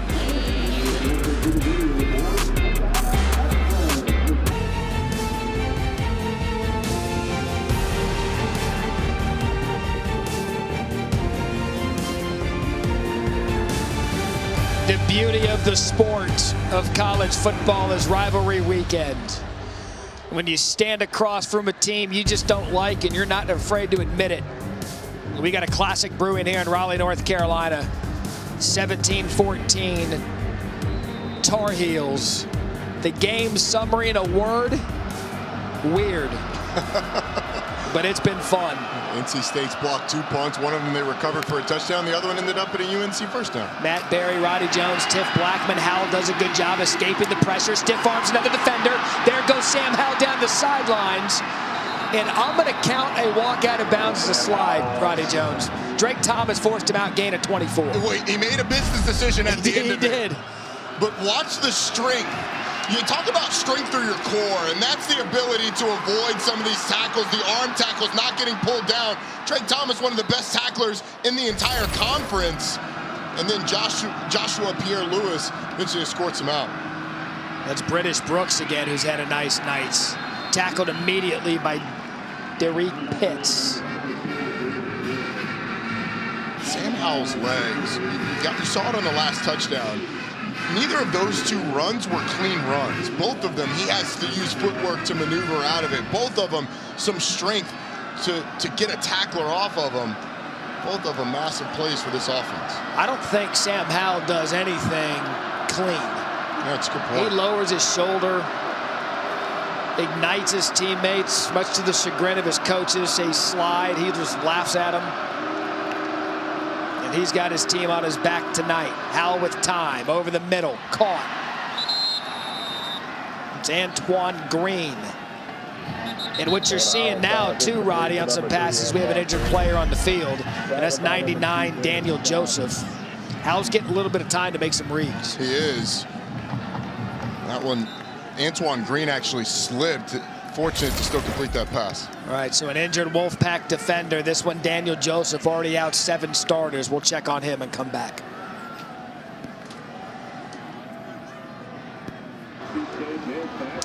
Now to our top story. This couple, look at how angry she is at him, because she's clearly an NC State fan and he's clearly a Carolina fan. She's so disappointed. Oh, she spotted the camera. Feels like a lot of Wolfpack fans are feeling right now. Once you pucker the lips, camera's coming out. First down, North Carolina. British Brooks spins off the outside. Can British Brooks get the corner? The answer is yes. There goes British Brooks. Touchdown, Tar Heels, and they mark him out at the 1 and a flag on the play. They threw a flag right when he made the turn. Holding. Offense, number 83. 10-yard penalty from the spot of the foul. First down. And Roddy, that's why. Right when he had an opportunity to get the corner, 83 Justin Olsen called for a hold. The way he started this run, I'm not sure British Brooks really needed it. The ability to get out of that tackle and then get up the field, and you can see 83 pop into your screen. Hands are inside, but clearly holding the defender. Yeah, you can see that that jersey being tugged, but British Brooks, man, he has taken over that running back position for North Carolina today. I'm telling you, he has been electric in his opportunity. So 1st and 9, spot of the foul, Ty Chandler back. Ball at the 22, designed run for Howell. He takes it up the middle. He just, and I mean this affectionately, he just doesn't care. Well, he is so physical with how he runs the ball. It's funny, talking to Phil Longo, he's like, look, Sam always has an excuse of why he doesn't slide. I could have gotten 1 more yard. I could have scored, coach. I could have gotten around and gotten some extras. But this is who he is. He is a quarterback that's going to put his shoulder down, run the football up the middle, and deliver blows at the end of runs. So Daniel Joseph back in the game. So is Brooks. 2nd and 4. Have not really been able to find downs down the field in this game. It's been mostly slip screens. And during this comeback, Downs has actually been quiet. Howell going to take a shot at the end zone. Goes up. Caught. Touchdown, Tar Heels. Justin Olsen, who just got flagged for the holding, comes back, catches it, gets 6, 17 yards. And what about this onslaught out of Carolina? Now 23 points straight for Carolina.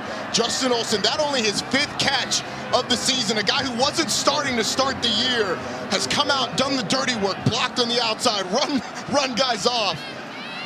Gets a little bit of redemption for the holding call, going on top of the defender and coming down with the touchdown catch. An unbelievable turnaround out of North Carolina. Extra point attempt is good.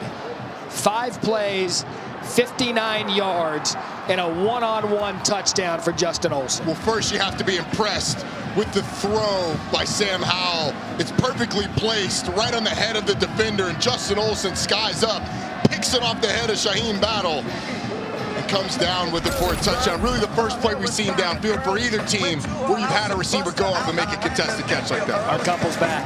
Look how happy that guy is. Man, she is still this. Oh, she just got noticed. She was on TV. If you don't count, she knew she was on TV, trust me. If you don't count the kneel before the half, they've scored 3 consecutive touchdowns. It's incredible. This turnaround in Raleigh has been something else. And again, North Carolina's come in winning 2 straight. The road team in this series has won 6 of 8. And everything is on the line for the Wolfpack, now down 24-10. Can Jordan Houston get something going? Houston able to get the ball across the 25-yard line. And a big lineup tomorrow on ACC Network and the ESPN app, noon Eastern. The Huddle Crew's going to have Wake Forest and BC. That's the big one for North Carolina State if they can come back in this one. Watch party breaking down the game as it happens. Got the Commonwealth Cup, Virginia Tech taking on Virginia, 7:30 Eastern.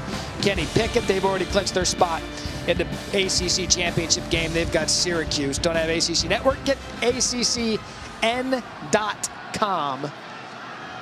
And we'll see if Zonovan Knight and Leary and the Wolfpack can get something going here. Bam out of the backfield, gets a couple of nice blocks, and that's a good start to this possession. And a gain of 12 brought down by Cedric Gray. It is a good start, and it's a good call by Tim Beck, getting Zonovan Knight out in space, trying to get something going. Looks like Zonovan Knight just went down. You don't want to speculate. Can you get cramps in the cold? You're the running back. Yeah, you can. I think we saw one earlier, to be honest with you. We had an NC State player earlier. It was Daniel Joseph who was getting stretched out after going down. So, sure, you can cramp anytime. It's hydration, Matt. Hydration. Will you give you pickle juice for that? I love pickle juice for that, absolutely. Let's have another look here. Didn't look like much, but... And the thing is, Bam Knight got up and walked back to the formation. He was taking his position when he just kind of sat down on his bottom in the backfield. You see him walk off under his own power. Dave Dorn out there to greet him. Certainly a good sign. It'll be Ricky Person here. Resetting for you with NC State. If you're just joining us, Matt Berry, Roddy Jones, Tiff Blackman. This is a must for NC State. They have to win tonight. Hope Wake loses tomorrow to capture the ACC Atlantic, make their first ever ACC championship game appearance. Also trying to go unbeaten at home for the first time since 1986. So much for the Wolfpack in this great rivalry between State and UNC. That is Person. And a good job on first down to cut back to the middle of the field. Cedric Gray on the tackle and a gain of 5. And we had talked about this offense kind of getting stuck in the mud. Look at this drive chart, Roddy, with what we've seen out of NC State since they scored that touchdown early in the first quarter. Yeah, you had the long missed field goal, but really other than that, it's been either 3 or 6 plays and out. The fumble being the big one. That one came at the beginning of the second half, and Carolina was able to capitalize on it with the touchdown to put them ahead. But NC State had so much success running the football early, with Ricky Person primarily. They have not been able to do that, and then pressure on Devin Leary has gotten him off the field. So Knight back in the game. That's a good sign for the Wolfpack. Obviously, it was bothering him, is all good, and a nice run out of Bam to get the first down. Tamon Fox on the tackle, and we talked about it last possession. Tim Beck seemed to abandon the run a little bit. Now you've got a couple of 5-yard runs to move the chains, get that whole thing back in rhythm. Exactly, and you just want to a couple of things. You want to give your offense some positive plays to string together to get some confidence. Give your defense a little bit of a blow, but then you're setting it up, setting up the play action downfield. Knight still in the backfield. Ball spotted right at the 50. 4:10 and counting here in the third quarter.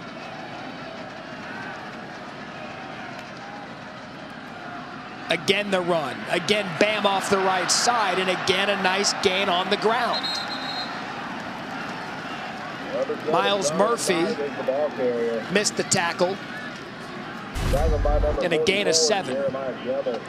Watch Bam Knight defeat the attempted tackle of Miles Murphy. Miles Murphy's a big fella, 305 pounds. Bam Knight just runs through the arm tackle.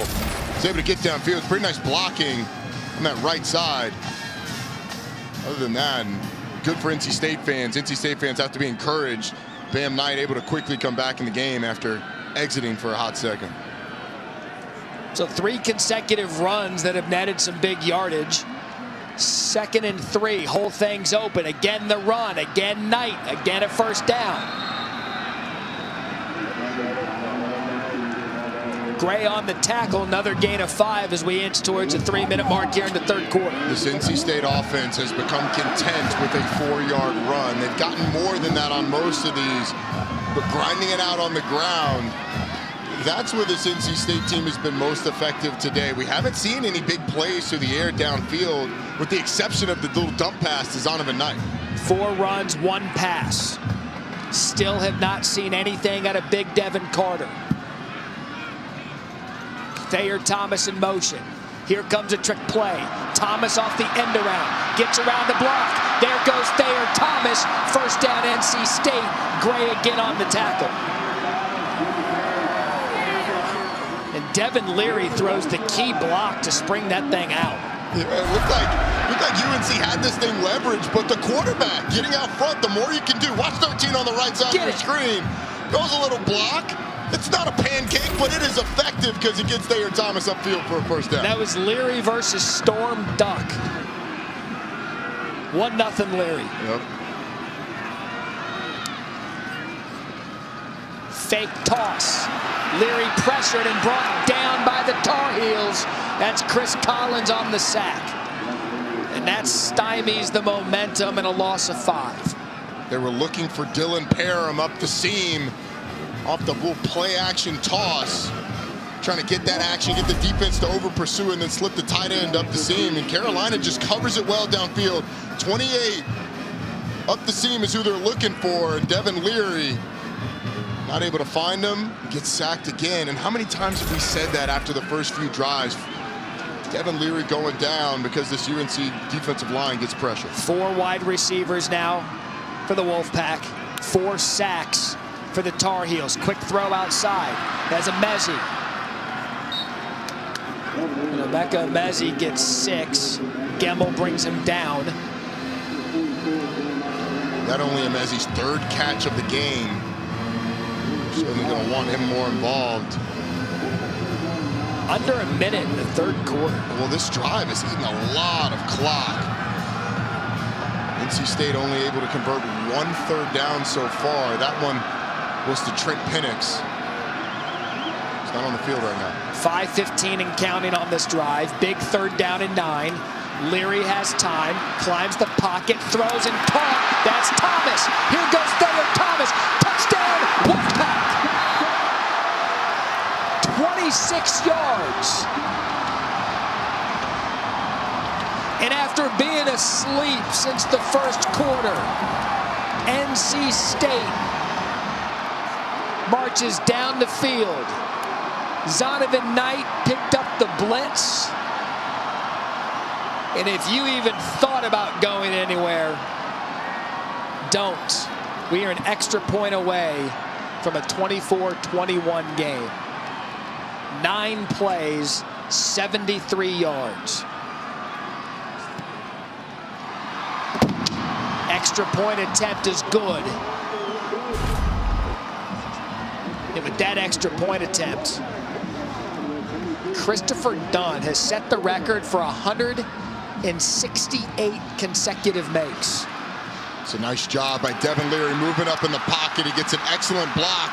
And then it's a bad angle on the back end by Cameron Kelly. Some really poor effort by UNC as he got downfield towards the end zone. And then he does the jump man getting in the end zone. Did Thayer Thomas. I love that's rivalry stuff right there. That is absolute rivalry stuff. Do that jump man logo. You got to give credit though to Bam Knight in the backfield. You mentioned the pickup of the blitz. Excellent job of taking Cedric Gray's blitz, taking the sting out of it. May have gotten away with a little bit of a hold. Wasn't called. Devin Leary moves up. NC State gets a touchdown. So NC State scores their first point since the first quarter. Josh Hood deep to receive. He fair catches it. Ty Chandler the fair catch. That ball's going to be spotted at the 25-yard line. Little Monday Night Football must win for Russell Wilson, former NC State quarterback, and the Seahawks, as they travel to Washington, where the football team has won 2 straight. To get back in the playoff on 8 Eastern on ESPN, ESPN Deportes, and the ESPN app, Monday Night Countdown kicks off at 6 o'clock. I am not going to engage in the debate about Russell Wilson and where he played quarterback. All I know is I saw a video of Russell Wilson playing quarterback at NC State. He absolutely did. So, tore us up on a Saturday in 2010. Bucky Badger, I love you. He also played football here. British Brooks on the field for Carolina, and that momentum has turned over to the defense. It's getting loud here at Carter Finley Stadium, and a loss of 1. Devin Van and Drake Thomas combined for the tackle. And North Carolina is going to be content taking this thing to the 4th quarter. I would be too, especially after a first drive where it looked a lot like it did, or the first play where it looked like a lot like it did early. NC State playing on the other side of the line of scrimmage. We're going to tackle for loss. This game has had so many twists, turns, ups and downs. We've played 3 quarters. Here's what's at stake. Perhaps a spot in the ACC championship for NC State. Bragging rights for North Carolina. Let's jump our way to the 4th quarter here on ESPN.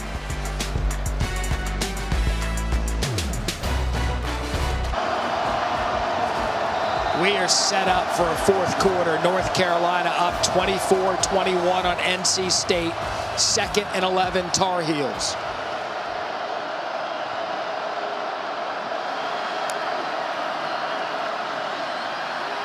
Howell looking to keep it. Sam Howell has a crease, loses his footing. And there's a flag on the play. Jakeem Harris came in and made the hit. And you could see right when Howell took the hit, looked like he winced in pain. Are you going to call targeting here?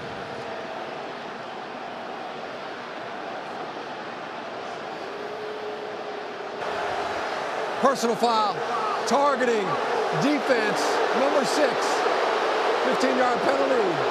That play is under further review.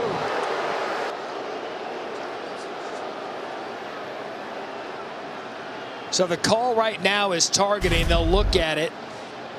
Harris, the guilty party. Roddy, have another look at this. Tell me what you think. All right, so Sam Howell is a runner here. Jakeem Harris does lower the head and look like contact with the crown of the helmet. That's what we'd be looking for here.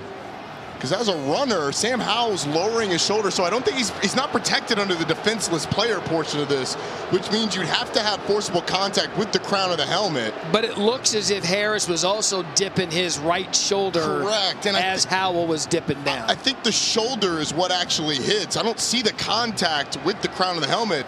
So I would imagine this is going to be overturned. I don't think this is targeting. Because again, Sam Howell, though he is a quarterback, is a runner in this situation.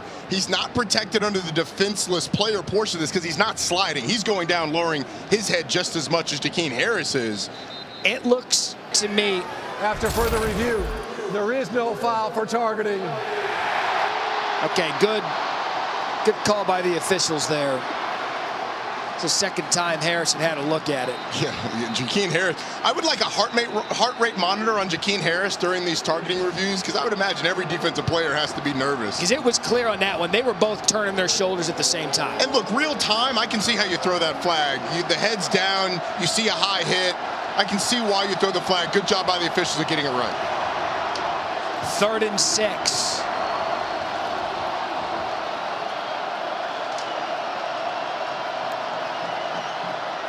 They give to British Brooks, who has room. British Brooks has been amazing for North Carolina tonight. That was Harris on the tackle and a gain of 21. Completely untouched. You see the blitz from NC State takes everybody out of the middle, and British Brooks is able to gash him. Had 99 yards coming into this game for the entire season, has 108 tonight. Hey, rivalry games are where legends are made. Howell fakes, backside pressure, ball comes out. Daniel Joseph forced the fumble. Joshua Azudu, right place, right time, saves the possession for Carolina. Joshua Azudu is actually the one that gets beat on this. He's on the left side of your screen. Normally the left guard. Watch Daniel Joseph. He does a nice job of just continuing to work. You run the hump, you get around to the quarterback. Sam Howell's got to have that timer in his head go off. He hasn't had that much time all night. So loss of 6. 2nd and 16.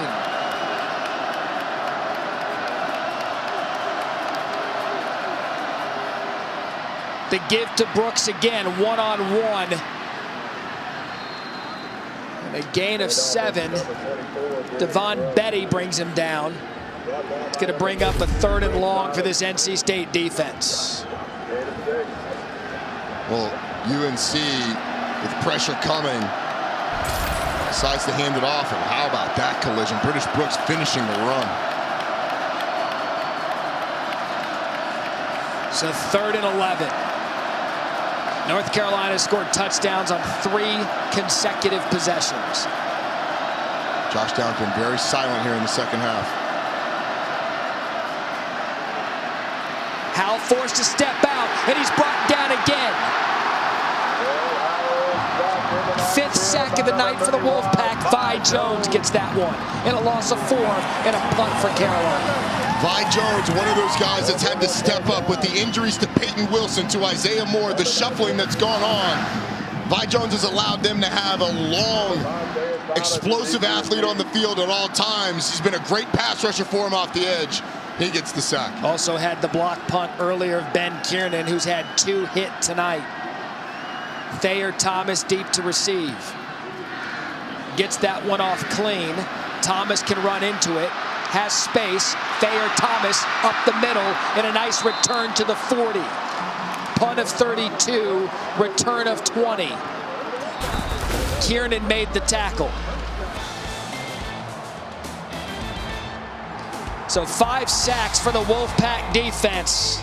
Here comes Devin Leary with the ball, down 3 in the 4th quarter.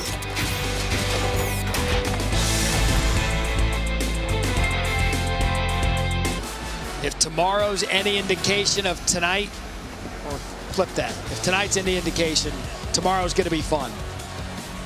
Full weekend college football slate, Thanksgiving weekend, for my money, the best football of the year. 24-21 North Carolina on top here, just under 12 in the 4th quarter. We have a Christmas miracle. Look at that, they made up. They've made up for now. Best starting field position for North Carolina State tonight. and Persons dropped for no gain.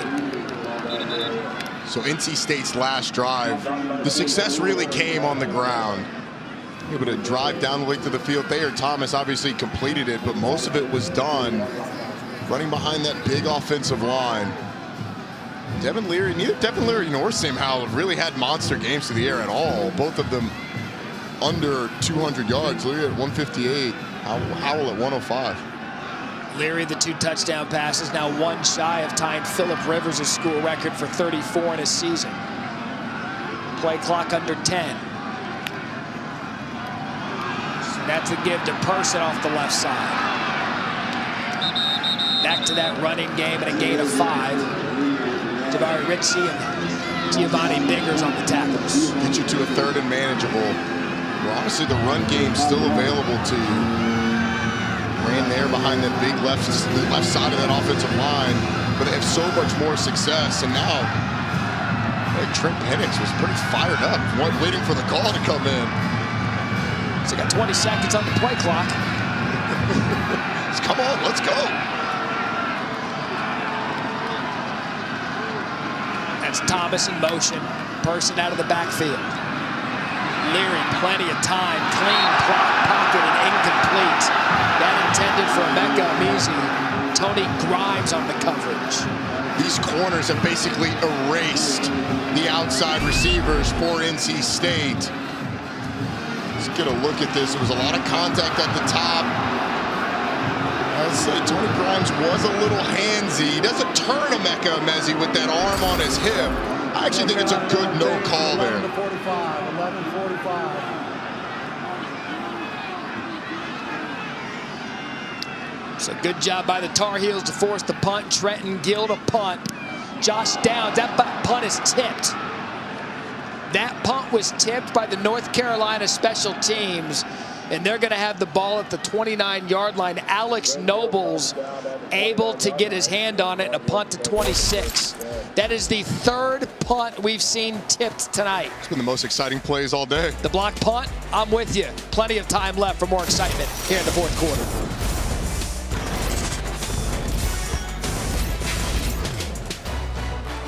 ESPN College Football Primetime is presented by Ram Trucks, J.D. Power's #1 brand in new vehicle quality.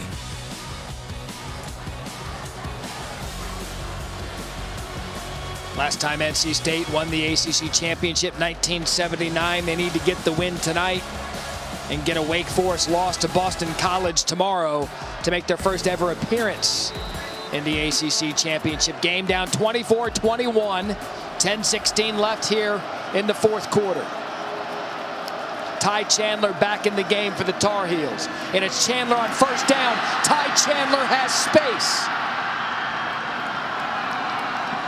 He avoided a tackle right in the middle of the defense and takes it 34 yards and an injured player on the field for NC State. The way the blur went by Ty Chandler, I'm pretty sure it was Tanner Ingle that missed him in the hole. Just slips the tackle, the rest of the blocks are there, and Ty Chandler explodes through. Story of the night, we've talked about it numerous times, and the Wolfpack dealing with injuries on defense. They're going to take a look at the injured player. We're going to step aside for just a minute.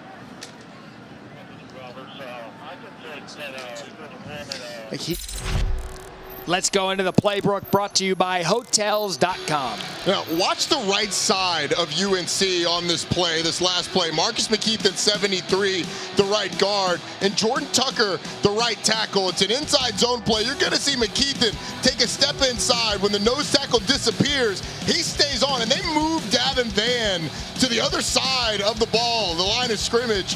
You've got McKeithen there. You got Tucker there. Tucker comes off, gets a nice block on Drake Thomas. Ty Chandler sets up Tanner Ingle, and it's a big game. British Brooks back in the ball game. Play fake for Howell. Takes a shot downfield. A lot of contact, no flag. Chris Ingram on the coverage. That's going to fall incomplete. Chris Ingram was begging for offensive pass interference. I guess with that grab at the end, I don't know. I think it was contact on both sides. Good no call.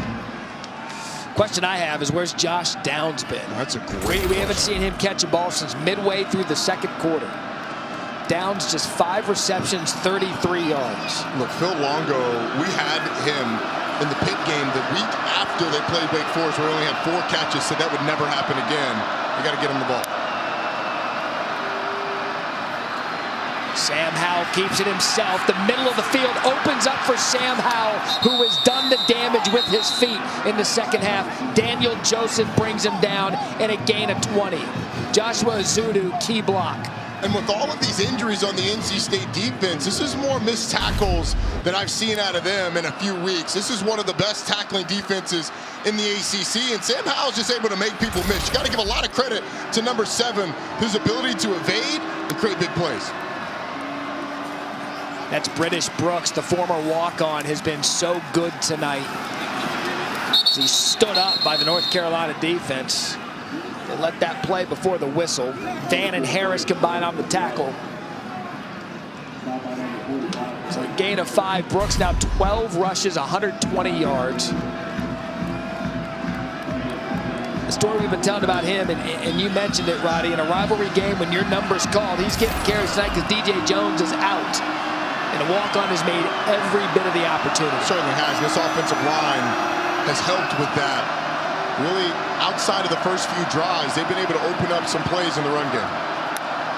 Ball at the 11. Howell the fake. Gets hit. Incomplete. Intended for Antoine Green. Pierre Lewis on the quarterback pressure.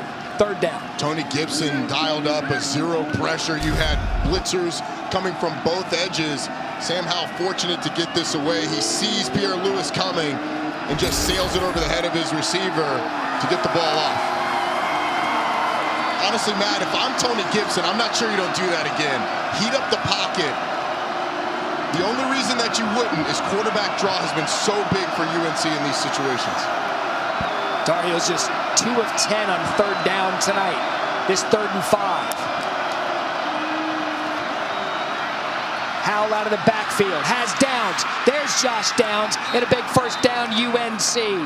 Tanner Ingle forces him out, and a gain of 7. Looked like they were looking for Ty Chandler on a little seam route out of the backfield. Comes off that quick, dumps it out to Downs in the open field, and I love that matchup. You see him, that's the rivalry right there. Downs, whose dad played at NC State, talking some trash to Tanner Ingle after picking up that first down. And with that reception, Downs ties Ryan Switzer for most reception in a season by a UNC player. Comes at a big time. Now 1st and goal. Brooks in the backfield. Howell the fake. Lofts it to the end zone. Has Green, and it's incomplete. Second time we've seen Antoine Green drop one in the end zone. Shaheem Battle on the coverage. Honestly, real time, I thought this Shy Battle may have gotten there a little bit early. This ball's thrown up in the air. Yeah, I don't know how that's not pass interference. That's a flag all day. Shaheem Battle gets there early on the back of Green. Yes, he gets his hands around and bats it down. That one should have been called. Yeah, that is a missed no call that goes in the Wolfpack's favor. 2nd and goal now. Brooks still in the backfield. Howell gonna loft one up to the end zone. Incomplete. He was looking at Green again, and it was Battle again. I'm not sure you can throw this ball any better with any better timing. Antoine Green, you need the strong hands to bring this down. They go with the condensed formation, give them a lot of room to the outside. Ball's in your hand, you gotta bring it in the rivalry game. On the other side, Shaheem Battle punches it out, goes straight for the football. It's a nice play on the defense, but if you're on offense, man, that ball's in your hand in the end zone, gotta come down with it. So can NC State get a stop? Or can North Carolina add to their lead? Trips to the bottom of the screen. Empty backfield for Howell. Slip screen. It is nearly intercepted. Jakeen Harris nearly picked that off, and Roddy, he'd have gone untouched, 95 yards for the score. He absolutely would have. You and I talked a couple of series ago that we have not seen that play a lot. Well, Jakeen Harris was ready for it when it came. That slip screen has been muddy all night long. Yes, it has been, and this one as muddy as it could be. Mac Brown is thinking about, okay, now he's sending the field goal unit on the field. And that thing was telegraphed, and you could tell they knew it was coming. Yeah. I like the decision to kick it here, too. It's 4th and goal from the 4-yard line. Play clock down to 2. North Carolina took their time to think about it. Timeout. North Carolina. 30 seconds. Roddy, we keep going back to that Pitt game a couple of weeks ago because Mac was making some decisions in that one early in the second half. He told Arcady George, we're going to go down, we're going to score, we're going to go for 2. That ended up getting him at the end of the game. This is a big decision here. You call the timeout, you take your time to do so. And now Mac has to decide, trot the field goal unit back out there, and potentially go for it on 4th and goal. I think you're starting to count possessions. NC State had a long drive earlier in the half, so if they were to have another one of those, really only get one more possession. You kick a field goal here, and if NC State were to go down and score a touchdown, you're down by 1, but a field goal then wins it. And so I think that's the reason that you go ahead and kick the field goal, because you're setting yourself later on to win it with the field goal if NC State is indeed able to go score a touchdown. This is definitely the football call. This isn't the analytics. Yeah, What's the book tell you? Analytics would go with the field goal here too. You do? Maybe, I don't know. I'm not smart enough to go through the analytics in my head right now. That's fair enough. Late on a Friday night, 21-yard field goal attempt. Grayson Atkins on. This to make it 27-21.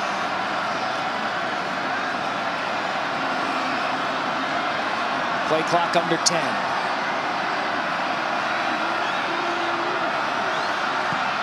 Kick clean. It is good. Grayson Atkins from 21 yards out. It is now 27-21 North Carolina. We're midway through the 4th quarter, and this thing's just getting good.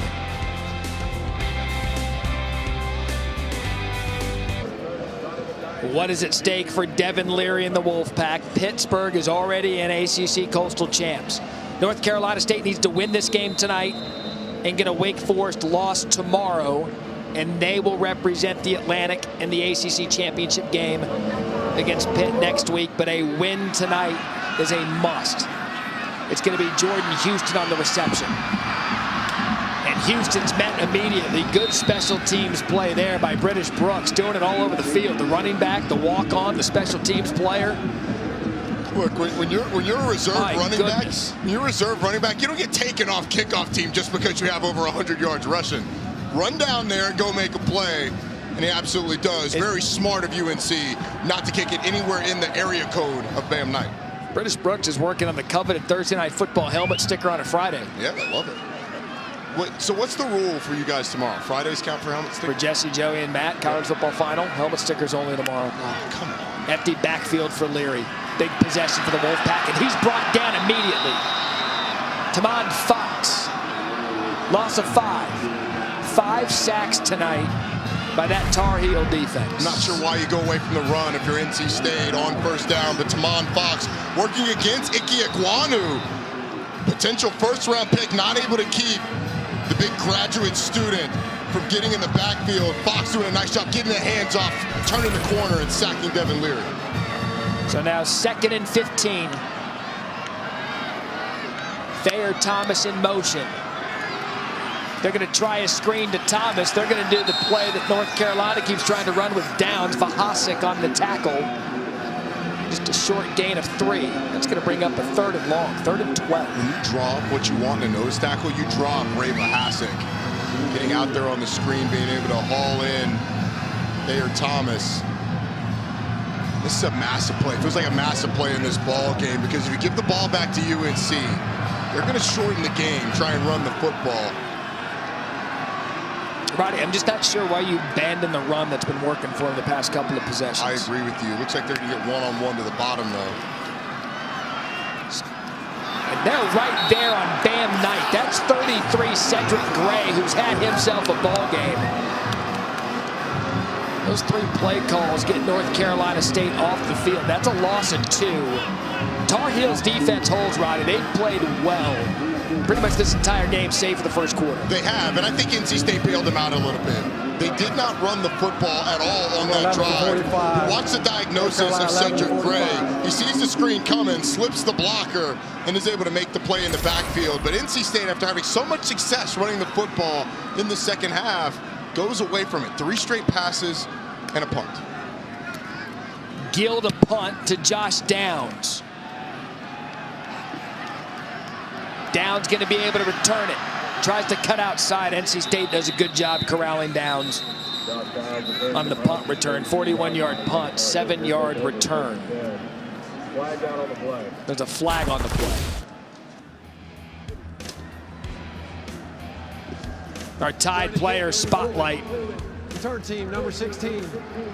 10-yard penalty from the end of the kick. First down. All right, so we'll let the holding call get called. Our tied player spotlight, British Brooks, the walk-on, who's had himself a night. 12 carries, 120 yards, just made the special teams tackle.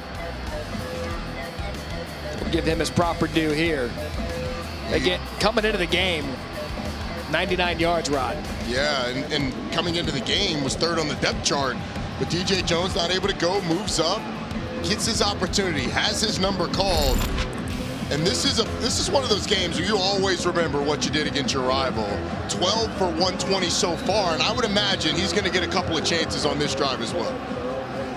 So setting the scene here, 5:28 left. North Carolina up 27-21. 2 timeouts for the Tar Heels. Wolfpack have all 3. And there's Brooks off the right side. Tackled by Engel, a small gain of 2. Keep the ball on the ground. If you're UNC, draining all the clock you can. And again, we've talked about Sam Howell running the football over and over. We have not seen them go 5 wide and do that draw, but quarterback run here I think is going to be a big part of it. Zone read, quarterback power, getting an extra blocker in the run scheme for Sam Howell. Tar Heels have won 2 straight in this rivalry. Haven't won 3 in a row since 04 to 06. Play clock down to 3. Howell's going to keep it himself after a fake to Brooks, and Sam Howell has yardage, and he slid. Devon Betty, the Pitts bring him down at a gain of 10 and a first down for UNC. Well, it's just a zone read, and Devon Betty, number 26, looks like he has the quarterback, just doesn't keep leverage, and the speed of Howell to get around the outside, then the slide to stay in bounds. In these situations, the clock doesn't stay stopped after you go out of bounds until we're down under the 2-minute mark, so wise of him to stay in bounds, but not completely necessary. I like where his head's at. And Phil Longo, it's all about the clock now. That play clock's getting down to 5:43 before they snap it every time.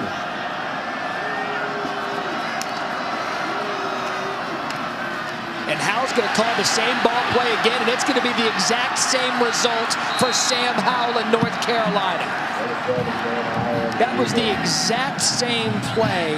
This one went for 24 yards. And the exact same guy has the quarterback. It's Devon Betty once again, and he gets caught inside. Watch 26, goes with the blow inside. Sam Howell's able to get it to the corner once again. This one for a massive gain, and now if you're UNC, not only are you thinking of slowing it down, but hey, we can put points on the board here. Game's over. 88 rushing yards for Howell, 2 touchdowns, 16 carries. Question then becomes for Dave Dorn, when do you start using your timeouts? I think you're good right now, but if it gets down under 3 minutes, you got to start thinking about it. Brooks keeps his feet and a gain of 2. Number 24, British Brooks, carry. And you mentioned the timeout game. Dorn's going to call his first. First timeout. Roddy, do you like college football? Love college football, man. Do you have any more of it this weekend? Well, no, I was going to promo college basketball. Do you like college basketball? Love college Then basketball. you're going to love what's coming up tonight, 10:30 Eastern. Chad Holmgren, you seen this kid play for Gonzaga? Yeah, I have. Paolo Banchero, another some star freshman tonight. Gonzaga and Duke. I'll tell you what. Following us, we are painting a happy little football picture here. We're going to paint some happy little basketball, and that's coming up tonight after us, 10:30 Eastern on ESPN. I see what you're doing. The painting. Biggest question is Kevin Connors, the studio host for the football and the basketball. Yeah, well, if he is, he's working like you'll work tomorrow. But Chet Holmgren, Paolo Banchero, 1-2 overall come the NBA draft. My guy Chet needs to eat something like this. Hopefully he had a big day at the table yesterday. He's a hell of a player. He's fun to watch. The thing that I've asked when Duke plays late is I thought the banks closed at 5, but I think tonight the Banchero is going to be open. That is $1. Is it? I thought it was pretty good. Oh, that's, you know what? That's 2 because you made $1 joke with a bank. Back to the football. Try to get you there on time. Look, if you're NC State, the one thing you cannot allow is Sam Howell to pull the ball again and get a big gain. 2nd and 8. He did pull it down. Sam Howell is so hard to bring down. So Dave Dorn's going to yank through all of his timeouts now. Second timeout. North Carolina State. As expected, if this is it for Sam Howell, if this is it for his North Carolina career. Mack Brown has told us on numerous occasions the player put the program ahead of where it was because of the national attention he got. Yep. Started his college career as a true freshman, flipped from Florida State. This was the player Mack Brown wanted to bring in to build the foundation of this program. He goes in and beats South Carolina in the first game of his career. And now he could literally put his team on his back tonight and lead them out of here with a 3rd consecutive victory over the Wolfpack. And you've seen it over and over on the ground this season. You have to replace the production of Javonte Williams and Michael Carter. Well, Ty Chandler's done a nice job, but somebody else had to step up on the ground, and it's been Sam Howell. The toughness that he's shown, the agility, the power, the strength, we've seen it all year. This dude has been an absolute warrior at the quarterback position. I mean, we saw him at the end of that Pitt game, banged up, bloodied. He's got Band-Aids all over his arms, came in with a bum shoulder, hasn't mattered. This is the biggest 3rd down of the game. Biggest 3rd down for Tony Gibson's unit tonight. 3rd and 3. 1 timeout remaining. Here comes the pressure off the side, and they get Brooks. Tanner Ingle came off the edge, and it's no gain.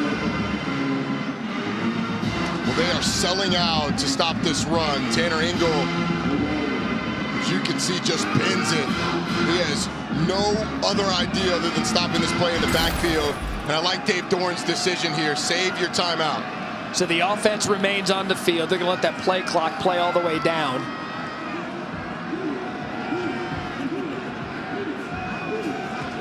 Mack Brown waiting to bang his first timeout. So from here, 2nd timeout rather. It'd be about a 50-yard field goal. Do you dare attempt it? You've had 2 punts blocked today. North Carolina. So the ball spotted at the 33. You take 7 for the spot. You add 10 for the end zone. That's 50 yards. Grayson Atkins has hit a 51-yarder this year. He's 1 for 4 from 50+. The other decision that you make. We'll throw the scenarios out there. Punt is a great point because of the blocks. Right. Field goal, 50-yard to ask out of a college kicker's a lot. Yep. Do you play for the win and go for it? I don't think you go for it here. I don't think you go for it. But this is why you may be a little nervous punting the football. This on the first drive of the game. Jordan Houston coming off the edge. C.J. Riley recovers it for a touchdown once again. And then this one, they block it. And you have Garrett Walston actually pick it up and get a first down. I think if you were to attempt the field goal here, you risk giving them great field position. They are trotting out, looks like they're trotting out Grayson Atkins to attempt a 50-yarder. But again, if you miss this, you give NC State really good field position. Here's the danger with a 50-yard field goal. Ball comes out lower. Low trajectory. Susceptible to a block. 50-yarder for Grayson Atkins. Basically telling your kicker, go out and seal the game for us. Drew Little to snap. Ben Kiernan to hold. Middle of the field. Kick is on the way. It is good. Grayson Atkins made a 50-yard field goal by 50 and a half. What a kick. Unbelievable kick out of at Grayson Atkins. Look at Mack Brown. Well, He's incensed because they got a penalty. Sideline warning. North Carolina, this is their first. Doesn't cost him yardage, but what, as you said, what a kick by Grayson Atkins. 1 for 4 on the season from 50 plus. This is the biggest kick of the year, maybe the biggest kick of his career. And the transfer from Furman, as long as it goes far enough to get over the crossbar, it is good, and he absolutely drills it. And it is a big uphill climb for NC State at this point. Sam Howell loves it. How could you not? He was so big on that drive. Couple of pulls on the zone read, big plays downfield. What guts by Mack Brown. Yeah, agreed. Because, you know, we're up here debating it. I actually would have been a fan of punting it, playing it safe, punting it down the field, but Mack Brown, with the belief in his kicker, absolutely drills it. The season high 292 rushing yards for the Tar Heels have gotten them to this point. 93 out of Sam Howell in a 50-yard field goal by Atkins to give North Carolina a 9-point lead. 2:12 left in this game. And it's going to be Houston again. They want nothing to do with Bam Knight. Houston's going to take it off the right side. Houston has some space. Houston gives North Carolina State great field position. Kyler McMichael brings him down in a return for 36. So NC State down 9, 1 timeout left, and here was Mack Brown watching the kick. Fired up, as that whole sideline was. You heard the sideline warning. Half the team was on the field. He's telling people, get off the field, get off the field. You're going to get us a penalty. But now it's up to his defense. It's a long way back. NC State's got to score, get an onside kick, then score again. Tar Heels have won the last 2 in this series. Leary off his feet, and he's brought down again. Bahasik the sack. That is the 6th sack of the night for the Tar Heels defense. Meant so much to this team. Wraps around, is able to get the sack, and NC State's going to have to go fast. You see him wrap around the tackle and get to Devin Leary. Leary's got to take a shot, has a player wide open. NC State is going to score. Emeka Emezi, 64 yards. We're not done yet in Raleigh.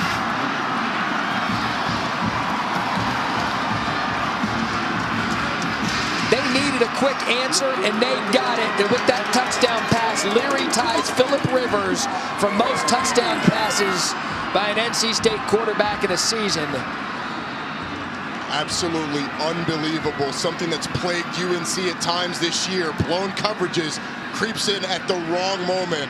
Emeka Emezi wide open running down the sideline. So Christopher Dunn on for the extra point.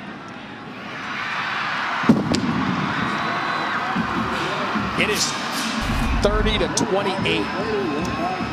Let's take a look at how this happened. Storm Duck is on Emeka Emezi to the top. You're either expecting a safety over the top. It looks like the safety gets caught inside, and Emeka Emezi wide open down the sideline. So a miscommunication. Either Cameron Kelly, the safety, is supposed to be over the top of Emezi, or Tony Grimes is supposed to carry him down the field.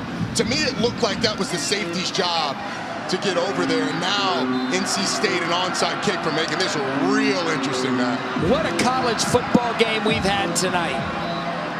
NC State playing for their ACC title hopes. North Carolina playing to get to 7-5 on the year.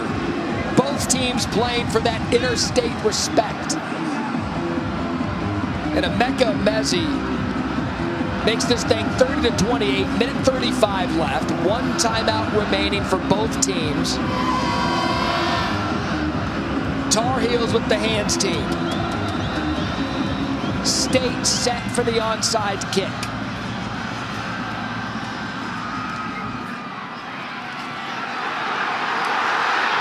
It looks as if NC State recovered. NC State has it.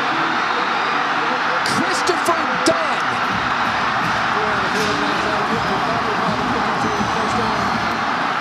Christopher Dunn gets in there, waited for the 10 yards for the North Carolina player.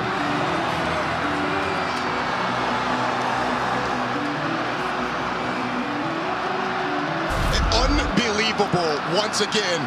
Christopher Dunn dribbles it up the middle, and an NC State player has a shot at it. Two of them do. They both let the ball go through because it's not going 10 yards.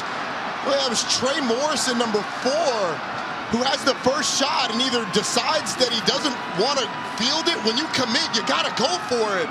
But Christopher Dunn with the perfect kick. Mr. Johnny on the spot, and he's given this team life. One timeout remaining for the Wolfpack and the football, and a chance to win it down 2. Field goal wins it. Ball spotted at the 46. Person in the backfield.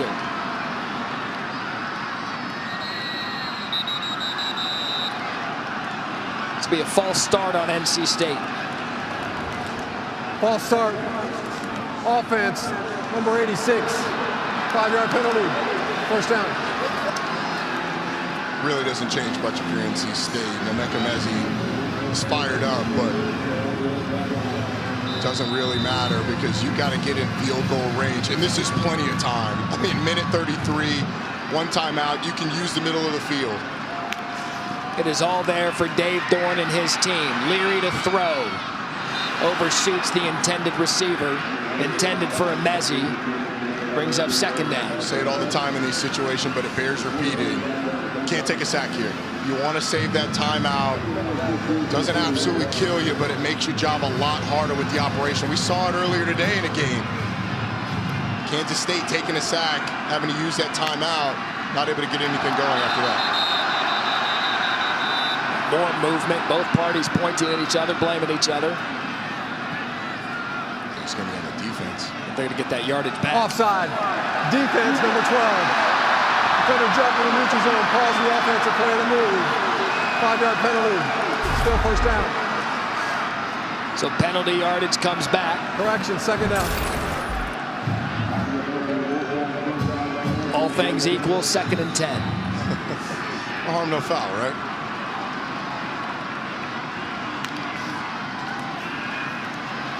Leary to the outside. No flag. I think you're going to get a flag on Devin Leary. For late hit? No, I guess it looked like the hit was on time. Maybe targeted. Personal foul. Roughing the passer. Defense, number 51. 15-yard penalty. First down. That is huge. We were paying attention to the no call on Devin Carter, and while that was going on, Bahasic gets a personal foul on Leary. I don't really see the personal foul there. I guess putting his weight on the court. It didn't look like he drove the quarterback into the ground. I think that's a bad call at this time of the game. That hit's not all that late. It's in the strike zone. He doesn't land on him. Here comes the pressure to Leary. Tried to get it to Person. It was Trey Morrison coming untouched on the blitz. It's going to fall incomplete to bring up a second down.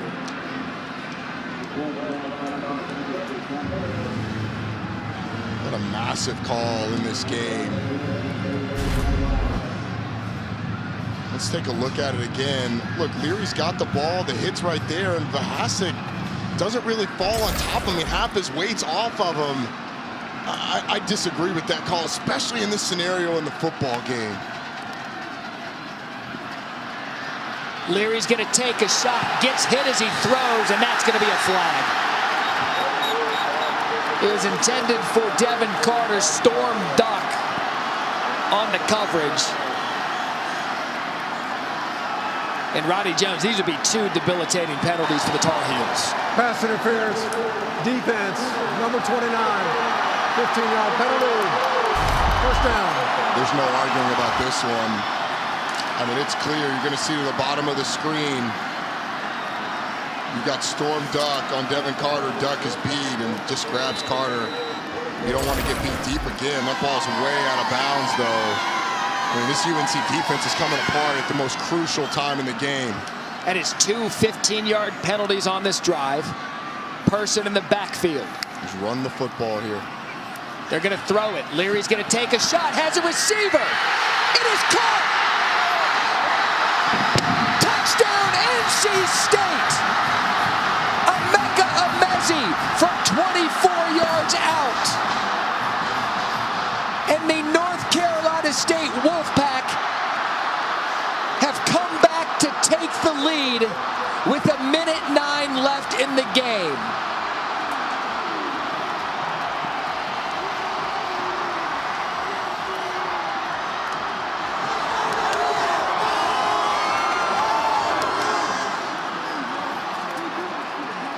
One of the more incredible finishes to a football game I've seen in quite some time. It's absolutely unbelievable. And NC State, you're going to go for 2 here to go up by 6. But look, this is a ball that should be intercepted by the defender. I mean, Cameron Kelly's right there. Emeka Mezi goes over the top and is able to reel it in. But Cameron Kelly's there. You go, and instead of getting in a jumping contest with Emeka Mezi, cut in front of him, pick the ball off. But credit to Mezi, who's been quiet for most of the game. We talked about the fact they haven't gone downfield to them a lot. But when his number was called, Devin Leary had faith in number 86, and it was rewarded. I want you to consider this. North Carolina went up 9 with 2:12 left in the game.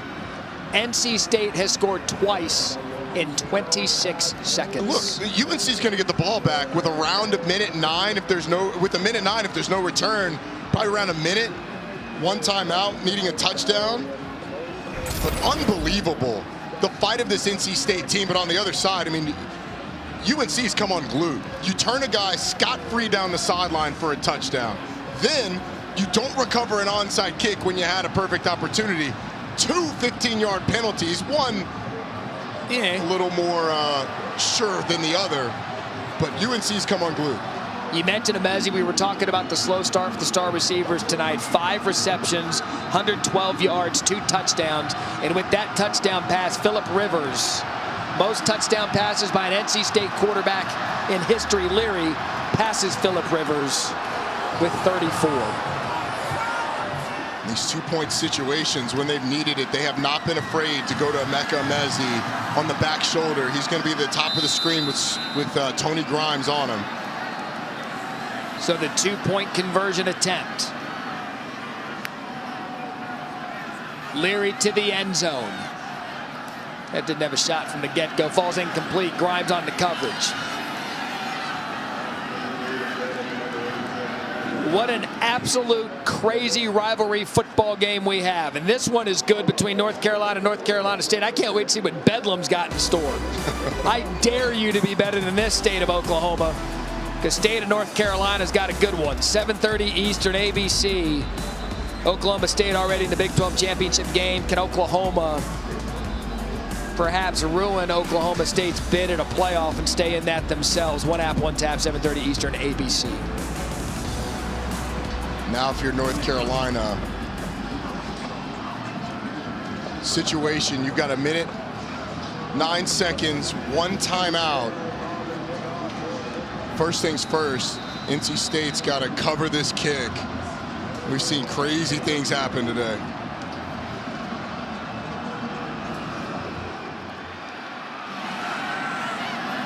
That's going to go into the touchback, 25-yard line for Sam Howell and the Tar Heels. Let's check in our studio with Dallin Cuff. Dallin?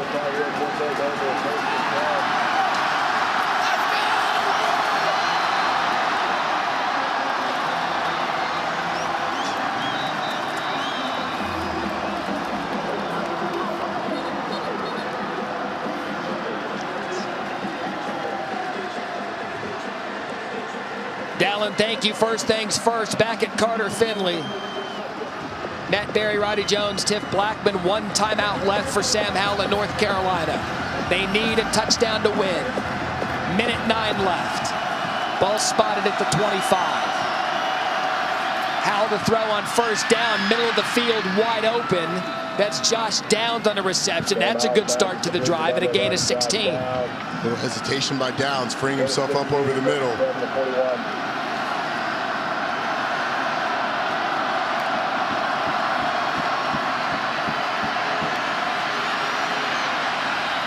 Howell forced out of the pocket, going to take a shot downfield. That's going to fall incomplete. Vi Jones provided the pressure. Number 25, Jaheim Battle on the coverage. Good coverage downfield. You've seen what Carolina's opting to do. They've gone 5 wides on each of those 2 snaps, trying to give Sam Howell a clear indication who's coming, who's not. There's no better guess of what the coverage is going to be. 48 seconds left in the game.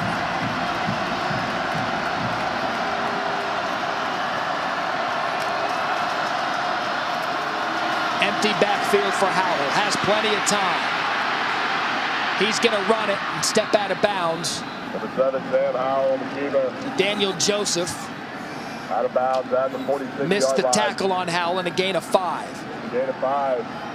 So again, UNC has not won a game on the road yet this year. NC State undefeated at home.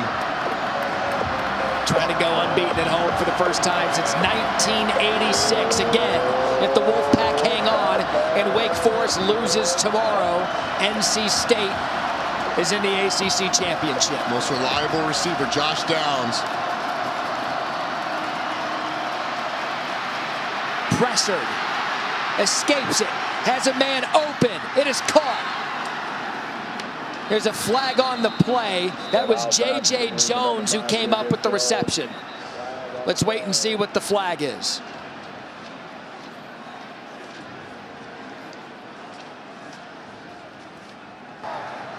Ineligible receiver, downfield offense, number 75. 5-yard penalty.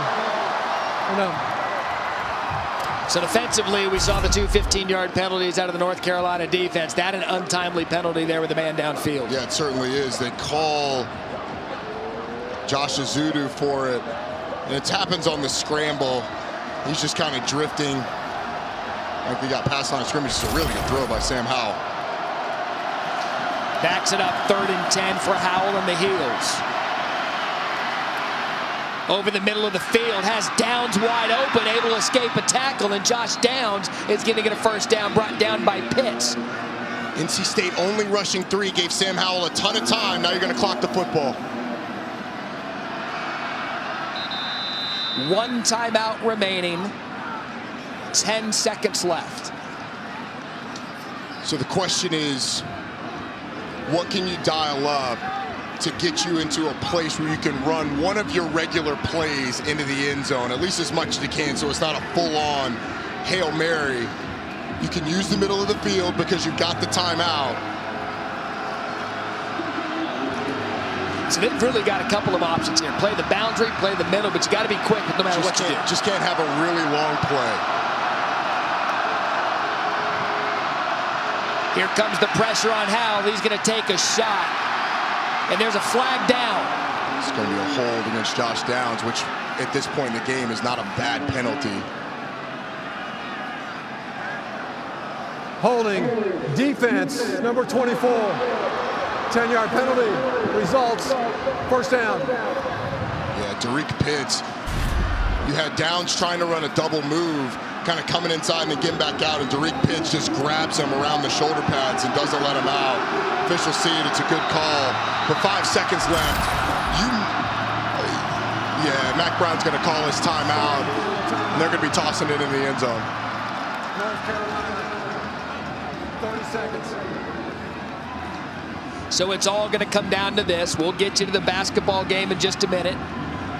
Duke and Gonzaga set to tip off. We'll get you out there as soon as we go final. It all comes down to this. North Carolina State still alive to play for the ACC championship. And it all comes down to, can you knock the ball down as a defensive backfield? We've got Devin Carter in the game. He's going to be the deep safety, the receiver in the middle of the field.